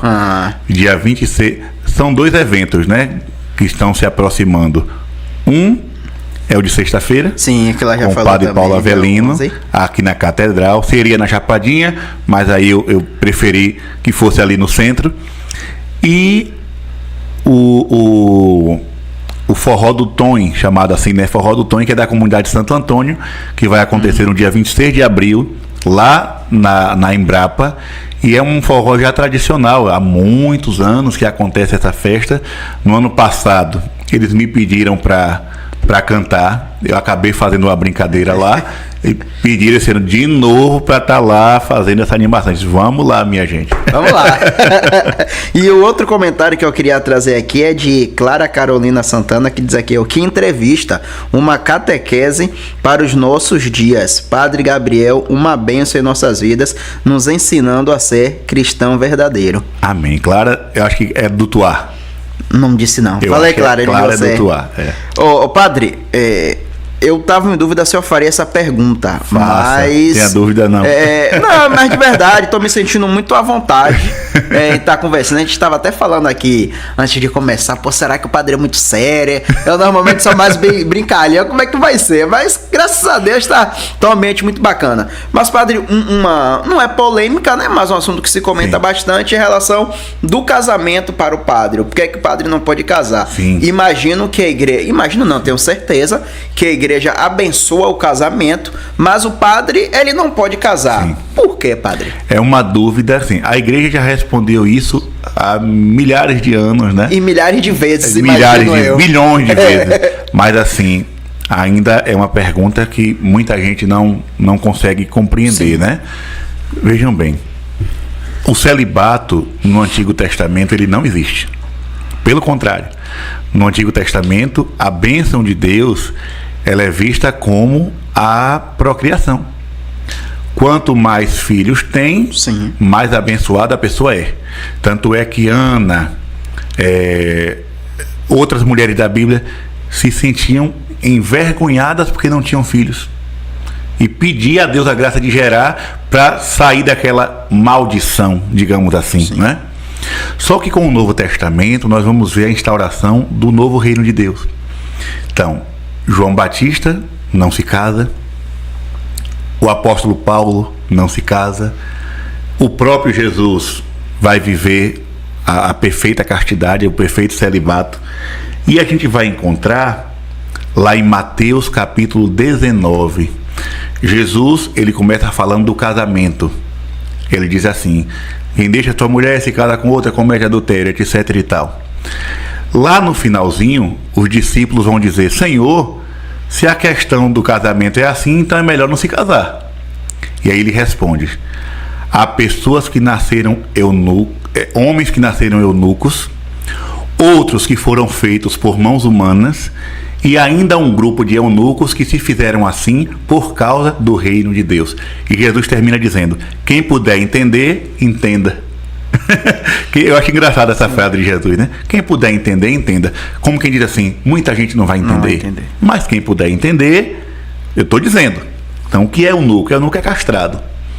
Existem aqueles que nasceram assim, impotentes, não conseguem procriar, não conseguem ter filhos, não conseguem nem sequer casar. Existem aqueles que foram feitos por mão humana, porque naquele tempo era um costume, inclusive no Império Romano existiam os eunucos, né, que viviam para servir o imperador. E existem aqueles que se fizeram eunucos, ou seja, eles podem ter filhos, podem casar, mas rejeitaram essa vida por causa do reino de Deus. Quem puder entender, entenda. Então a gente observa que quando o homem se consagra como sacerdote, diferente do diácono, porque o diácono permanente pode se casar, pode ter filho, tudo normal, tudo tranquilo, mas o sacerdote é totalmente uma vida entregue, abandonada nas mãos de Deus. Ele não pode ter dois amores. Sim. Ele não pode amar a Cristo e ao mesmo tempo amar a esposa. E pegando o gancho da sua outra pergunta, tem um pastor muito conhecido que é o pastor Cláudio Duarte, né? Que ele fala assim de um jeito jocoso, engraçado. E uma vez ele disse assim: eu tenho minha esposa, então na minha vida é assim: primeiro minha esposa, depois a igreja. Ele falando, né? E ele tá certo. Ele tá certo. Quem casa deve viver para o seu cônjuge. Você casou, então sua vida agora não é mais a vida de um solteiro. Você vive para a sua esposa. Da mesma forma que a esposa vive para o marido. E o padre vive para quem? Para ninguém, só para Deus. E aqui eu dou alguns exemplos. Uma vez, houve uma discussão de que o padre devia se casar, o padre devia ter família, etc, etc e tal. E uma velhinha, que não é teóloga, que com certeza nunca sentou numa cadeira de universidade, ela disse assim: eu não concordo, porque ser padre é uma cruz. E casar também é uma cruz. Duas cruzes não dá pra carregar. E não é justo colocar duas cruzes no ombro da mesma pessoa. Essa velhinha aí, ela respondeu foi tudo. Ela respondeu tudo. Porque assim, hoje eu lhe digo, Diego, e todos vocês que estão escutando, hoje eu atendo casais. São 8 anos de sacerdócio, 8 anos atendendo casais. E quando eu me vejo naquela situação, dizia: meu Deus, como é que eu iria dar conta do ministério sacerdotal casado? Porque aqui é uma questão que somente quem é padre vai entender. Mas você vai também fazer um esforço. Digamos, o padre saiu de casa, deu carona a uma paroquiana, deixou na porta de casa, saindo da missa da roça, deu carona a uma paroquiana. Chega em casa, a mulher pergunta: quem é aquela que estava com você no carro? Eita, é certo, viu? Pergunta ou não pergunta? Oxê!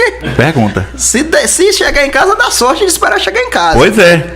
Às vezes chega até a mensagem, né? Ou seja, aí tá. Não tô criticando as mulheres, não, pelo amor de Deus. Para não dizer que eu sou machista, que eu sou isso, que eu sou aquilo. Não. Eu tô falando de uma realidade. O sacerdote sai, por exemplo, agora mesmo. Eu fui para Tapera celebrar uma missa. A missa foi de 5 às 6. Mas depois da missa eu fiquei até 7 atendendo confissões. Aí chega em casa, a esposa tava essa hora fazendo o quê?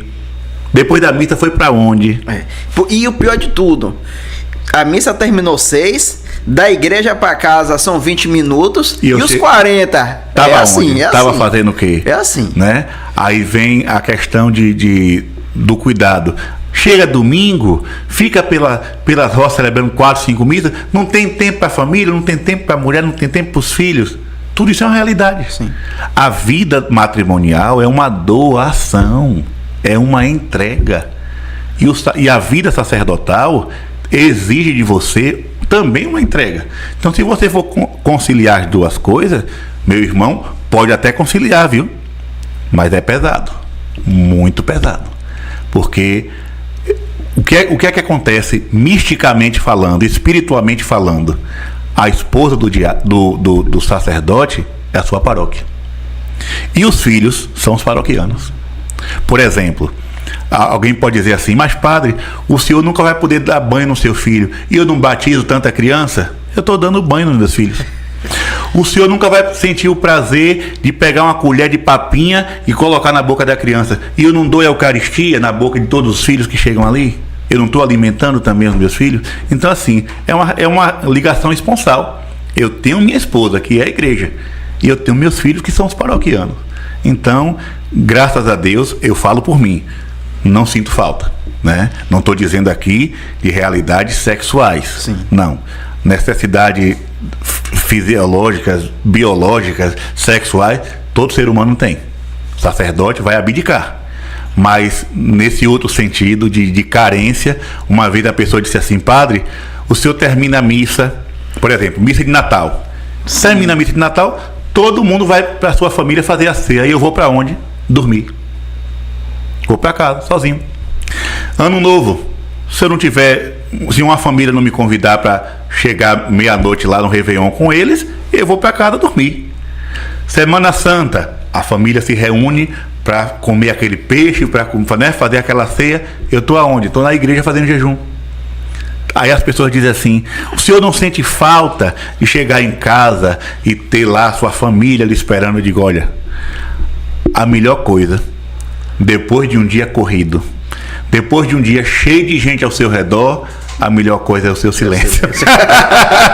É você chegar em casa, tomar aquele banho, deitar na sua cama e não ouvir mais ninguém. Não ouvir mais ninguém. Porque você está dentro da igreja, como hoje, um dia de quarta-feira, um dia de confissão. Você ouvir cerca de 50, 60, 70, até 100 pessoas.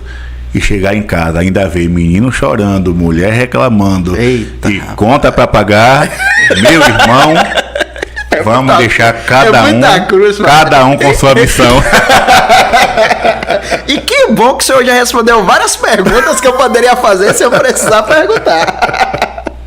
Ô padre, outro assunto pra gente encerrar, em relação à política. A gente percebe que a política, ela tem se aproximado da igreja, se aproximado da religião cada vez mais. Como é que isso muitas vezes cria até conflitos internos ali da igreja? Como é que o senhor vê isso aí? A Igreja Católica, na sua sabedoria, ela sempre aconselhou o sacerdote a não militar politicamente. Por quê? Partido já diz tudo, né? Partiu. É divisão. O sacerdote, ele não está ali para pregar a divisão, mas para pregar a unidade, a comunhão. Então, digamos, numa cidade como Cruz das Almas, estou aqui agora, né? Sim. Na igreja São Roque da Chapadinha. Aí chega a eleição. Vou dizer os nomes porque sim. São conhecidos. Orlandinho e Edinaldo Ribeiro. Aí digamos que numa missa eu diga: gente, convido vocês a dar um voto a Edinaldo ou a Orlandinho. Meu irmão, pode saber que daquele dia para frente a paróquia está dividida. A paróquia está rachada no meio. Porque tem um lado de lá, sim, e tem um lado de cá. E ali eu tô para educar politicamente, mas não para fazer politicagem. Entende? O que é que eu devo fazer?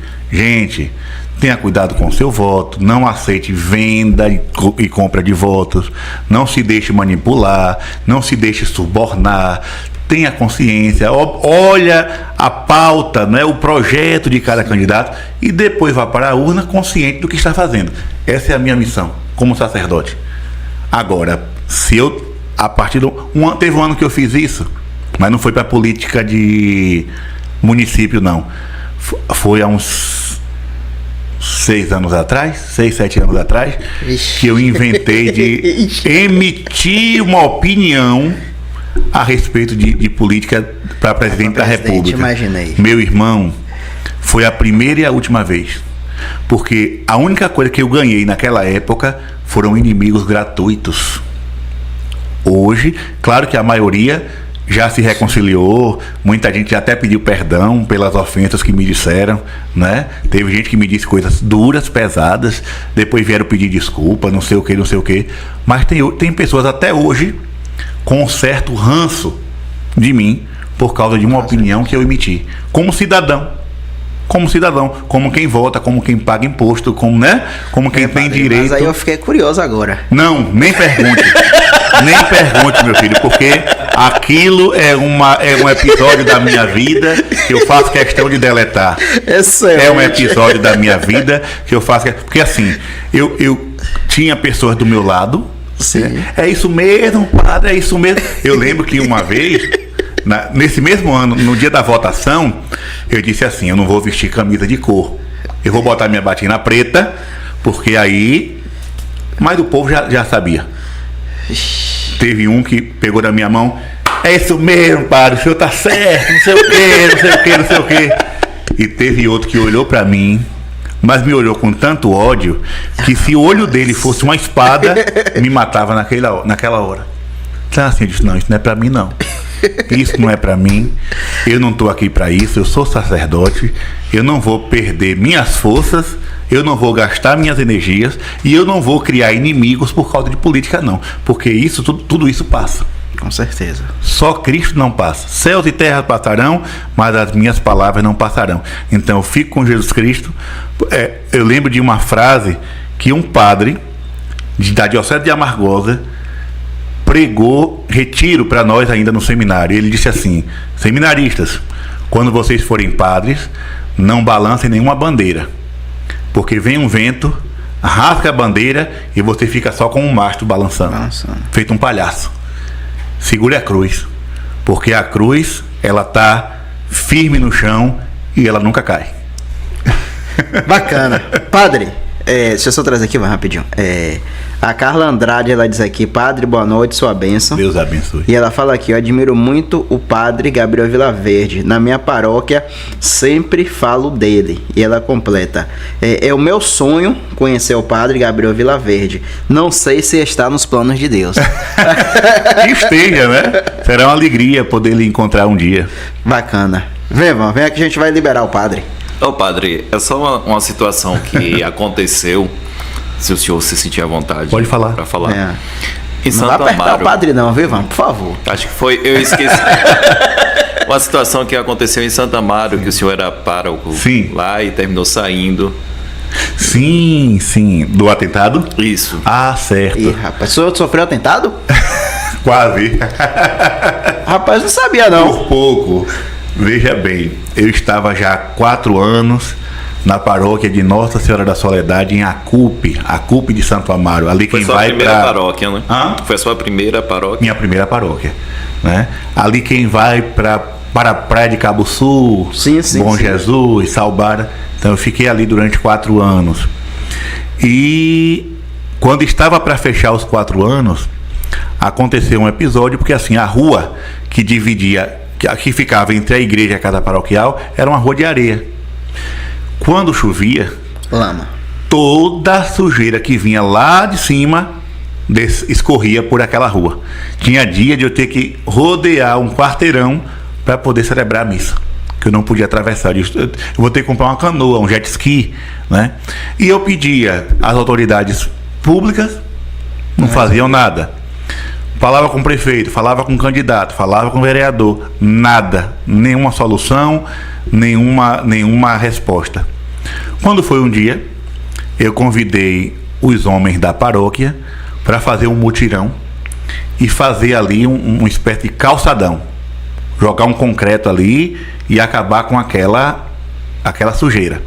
Só que eu disse: olha, façam uma espécie de rua inclinada, porque quando a chuva vier, a água passa. Sim. Não fica empoçada, ela vai passar e vai continuar aqui normal. Um engenheiro. Pense, engenheiro, arquiteto. Eu não gostava de usar. Já pensou, meu irmão? Já pensou? E aí, um rapaz, que está lá até hoje, Deus o abençoe onde ele estiver, já encrenqueiro há muitos anos. Aquele rapaz, ele procura encrenca com a paróquia desde quando virou paróquia. O primeiro pároco que passou por lá já comprou briga com ele. Então assim, já era uma pessoa complicada por natureza. Só que assim, eu nunca dei ibope pra ele. Nunca dei ibope. Quando foi um dia, ele começou a jogar entulho no portão da paróquia, em protesto por causa daquela rua. Porque ele disse que quando a chuva viesse, ia empoçar a rua dele e a minha não. Eu respirei fundo, fui até ele e disse: olha, você quer fazer seu protesto aqui faça. Agora não toque na obra. Não toque a mão na obra, porque aí a coisa vai ser diferente. E o padre é grandão, viu, gente? Então assim, os homens estavam colocando cimento e ele ameaçando de bagunçar tudo. Aquele tipo de gente barraqueira, sabe? Sim. Ele disse: quer fazer seu protesto? Fique aí gritando. Agora não mexa na obra. Eu não sei o que foi que ele fez, se ele bebeu alguma coisa, se ele fez outra coisa, não vou aqui entrar em detalhes. 1h30 da madrugada, eu acordo com os gritos. Eu pensava que era uma briga de vizinhos, uma briga de família. Quando eu parei para escutar, era ele, gritando meu nome, dizendo as piores baixarias que você pode escutar, com um facão na mão, batendo na grade, no portão. Sim. Batendo com toda a força, dizendo: eu vou lhe matar se eu isso assim, assim. Eu vou lhe matar agora e vou botar fogo no seu carro. O carro novo da paróquia estacionado na porta de casa. Eu disse: pronto, esse homem agora não tem um vizinho. Vixe. Não tenho nada para me defender. A única coisa que tinha na casa paroquial era um facão enferrujado que nem coco abria. Né? Nem coco abria aquele facão. Eu tava pensando em amolar para poder partir coco. Mas assim, agora eu vou morrer. Porque um camarada desse não tem nada a perder. Sim. Tá armado, Loucão. louco, fez a cabeça. E agora, o que é que vai ser de mim agora? Ligo para um paroquiano, telefone mudo. Ligo 1h30 da manhã. todo mundo dormindo. Ligo para outro, mando mensagem, a mensagem não chega, né? Desligou o Wi-Fi, botou em modo avião, seja lá o que for. Depois de quase 40 minutos dessa baixaria na porta da minha casa, eu acho que foi um anjo mesmo que não deixou ele entrar. Depois de uns 40 minutos de desespero, eu fiquei em desespero, eu entrei em pânico. E ficou dentro de casa, não saiu? Dentro de casa. Naquela hora eu pedi a Deus: meu Deus do céu, se tivesse aqui um foguete desse de rojão, eu ia sair na porta, eu ia acender e mirar na barriga desse camarada. Eu ia soltar um foguete assim na direção dele. Eu penso, na hora me veio esse pensamento: eu disse, não tenho arma para me defender, eu vou me defender com foguete. Mas aí esse homem, alguém viu a zoada e ligou a moto e começou a fazer aquele barulho. Sim. Na descarga, né? Dan salvou. Isso. Ele pegou, entrou pra dentro de casa. Foi aí que alguém ligou pra polícia. E chegaram 4 policiais. Na hora que esses 4 policiais chegaram lá, ele saiu na porta nu como nasceu. Como quem diz assim: vou me apresentar como louco, porque aí não vai ter nada. E de fato não teve nada. Os policiais olharam para mim e disseram: padre, nós não podemos fazer nada. Ele disse: é o quê? Eu vou ter que conviver agora pro resto da vida com esse vizinho surtado, que a qualquer momento pode chegar por trás de mim com uma faca e me matar? Sim. Ele disse: se ele não sai, quem sai sou eu. Porque se vocês que representam a segurança do lugar não se preocupam com a minha vida, eu me preocupo. E aí dei queixa, mas não resolveu nada. Ainda me aconselharam a falar com outras pessoas que poderiam resolver o problema de outra forma. Eu disse não. Eu digo a vocês: 4 pessoas contadas de dedo chegaram para mim no privado e disseram: padre, me mande só a foto dele que o problema está resolvido. E eu tinha a foto no meu celular. Mas humanamente falando, deu vontade. Sim. Entende? Mas algo de Deus me segurou. Uma graça de Deus me segurou. E até hoje eu não mandei essa foto para ninguém. E ele tá lá. Continua morando lá, tá vivo. Não sei como anda, mas tá por lá. Mas eu tive que sair. Porque uma coisa é você ser Marte. Você foi para um lugar defender a sua fé e alguém lhe matou, você morreu por causa da sua fé. Mas você morrer de graça. Aí não. Na mão aí de você saiu de lá e veio pra cá? Aí eu já falei, então foi bom. Eu saí de lá e acabei fazendo uma experiência de um ano e meio em São Paulo. Nesse tempo eu fiz tratamento, né? Com a ajuda de psicólogos, fiz uso de medicamentos, aquilo que eu falei no início, né? E graças a Deus consegui vencer essa barreira.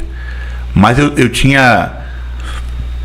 teve época de eu dormir, deitar para dormir, se passasse um barulho de moto na porta, eu não dormia mais. Porque na minha cabeça ficou aquilo: é esse homem que veio atrás de mim para me matar.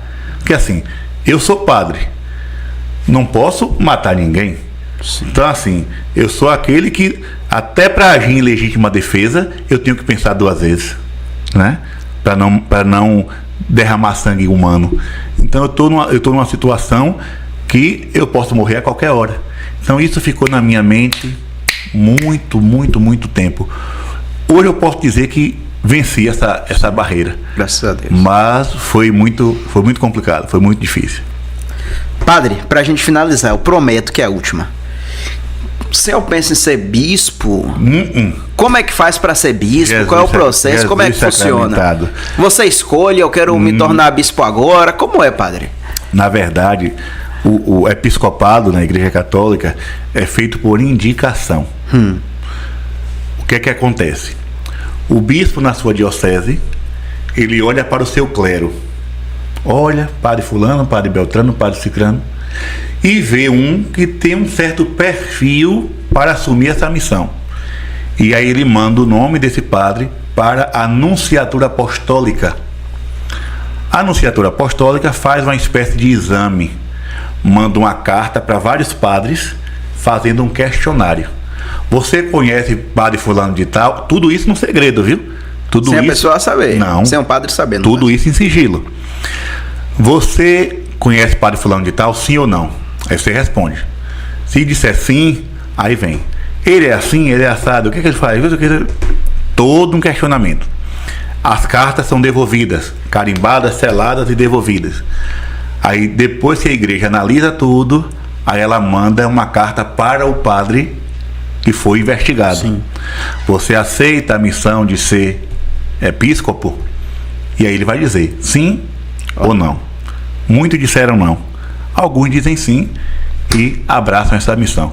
A igreja, eu espero que essa carta nunca chegue para mim. Né? Se chegar... A igreja tem juízo, ela não vai fazer isso. Se chegar... Né? Não, se chegar eu digo não. Não, meu Você filho, responde não? Não tenho condições, não. Eu olho para mim hoje, não posso dizer daqui a 20 anos de que forma eu vou pensar. Sim. Porque a mente humana muda. Mas eu estou falando do Gabriel hoje, Padre Gabriel hoje, 2025. Eu olho para a direita, para a esquerda, para frente, para trás e digo, zero condições.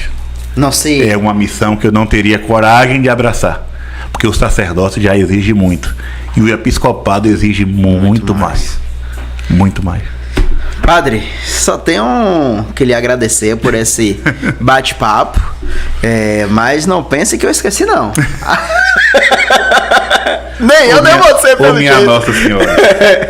Padre, dá uma palhinha pra gente, padre. Tu quer que eu cante o quê, filho de Deus? O que você quiser. Olha, então eu vou cantar só um refrãozinho de uma música de Luiz Gonzaga. Olha só. Uma vez eu fui pra... Lá vou eu falar... Ô, padre que fala, não, Jesus. pode ficar à vontade. Mas na homilia não falo muito não, viu, gente? Pode ir pra missa, tranquilo. Uma vez eu fui pra Fortaleza com uma excursão da paróquia de Santo Amaro de Pitanga, em Lauro de Freitas. Padre Juraci, na época, hoje é bispo, Dom Juraci, lá em Amargosa. Na época ele era padre de Santo Amaro de Pitanga. Ele fez uma caravana por alguns estados do Nordeste. E acabou que em Fortaleza, chegando em Fortaleza, nós fomos jantar num restaurante, ali perto da... esqueci o nome do lugar agora. E quem estava nesse restaurante fazendo um show foi aquela humorista Rocicléa. Eu não sabia de nada, sentei perto do palco. Eita! Quando essa criatura chega, ela me chama pra cima do palco. Na época eu era magro, feito uma varinha de bambu, de taquari. Você aí... com a roupa de... Não, eu nem disse que eu era seminarista. Nem disse, porque se eu dissesse que eu era seminarista, que eu estava estudando para ser padre, as piadas seriam as mais horrorosas possíveis, né? Aí eu só disse que era da Bahia. Ela disse, tu é Bahia? Tu é da Bahia? E tu gosta de cantar? Eu disse, eu gosto. Ela, canta uma música pra gente aí. E aí eu cantei. Me desculpe que hoje a minha garganta não tá legal. Mas naquela época eu lembro que eu cantei assim. Já faz 3 noites que pro norte relampeia, asa branca ouvindo o ronco do trovão. Já bateu asas e voltou pro meu sertão. Ai, ai, eu vou embora, vou cuidar da plantação. Tá bom por aí. Tá bom por aí. Muito bacana aqui. Tem uns vídeos com o Jefinho. Jefinho sanfoneiro. Vai vir aqui. Vai vir? Vai vir aqui conversar com a gente. Ele Maravilha. fica na Europa fazendo uma turnê. Tá, já fazendo conversei turnê. com ele. Ele chegando aqui em Cruz, acho que ele nem vai em casa, já vai direto pra cá. Gente boa demais, excelente sanfoneiro. Com certeza. Quando a gente se encontra, eu no pandeiro, ele na sanfona, e aí Ih, rapaz. amanhece o dia. Padre, acho que a gente fechou com chave de ouro. Misericórdia. Ou o povo saiu tudo da live e corre. Olha só, o último que teve aqui e cantou, Jal Peri, viu o vídeo e disse que ia gravar a música do vereador. Roberto Chima teve aqui, cantou a música e disse que fez pensando em Jal Peri cantar. A gente publicou, já ouviu o vídeo e disse que ia publicar, que ia cantar, que ia gravar a música de Roberto Chima. Jal Peri é um cantor muito bom. Sim. Então, quem sabe, né? Meu filho, por Nossa Senhora, viu? Me deixa quieto. Padre, muito obrigado mesmo pela sua presença. Eu que agradeço, eu sei da sua luta, da sua correria. Tito até disse que se confessou hoje na tapera. Acho que foi por isso que o padre demorou de chegar. O negócio foi bravo, viu, Tito? Mas, padre, muito obrigado de verdade pela sua presença, a sua humildade. Tava muito preocupado. Oh, meu Deus. E até conversei com o pessoal aqui, rapaz, estou preocupado. Mas foi muito bom, padre. Muito obrigado. Que Deus continue lhe abençoando, que nas suas orações você coloque nosso nome, de Sérgio, de Ivan, de Júnior também, o meu, para que Deus possa estar cada vez nos abençoando. Eu sei que você é um homem de Deus, tem uma fé muito grande, tem uma comunhão muito próxima de Deus. E, por favor, coloque o nosso nome lá. Lembre da gente nas suas orações. Peço mesmo. Rezem por mim, para que Deus me dê força, para nunca desanimar, seguir aí a missão que Deus me deu. E tamo junto nessa jornada. Tamo junto. Muito obrigado, padre. Muito obrigado.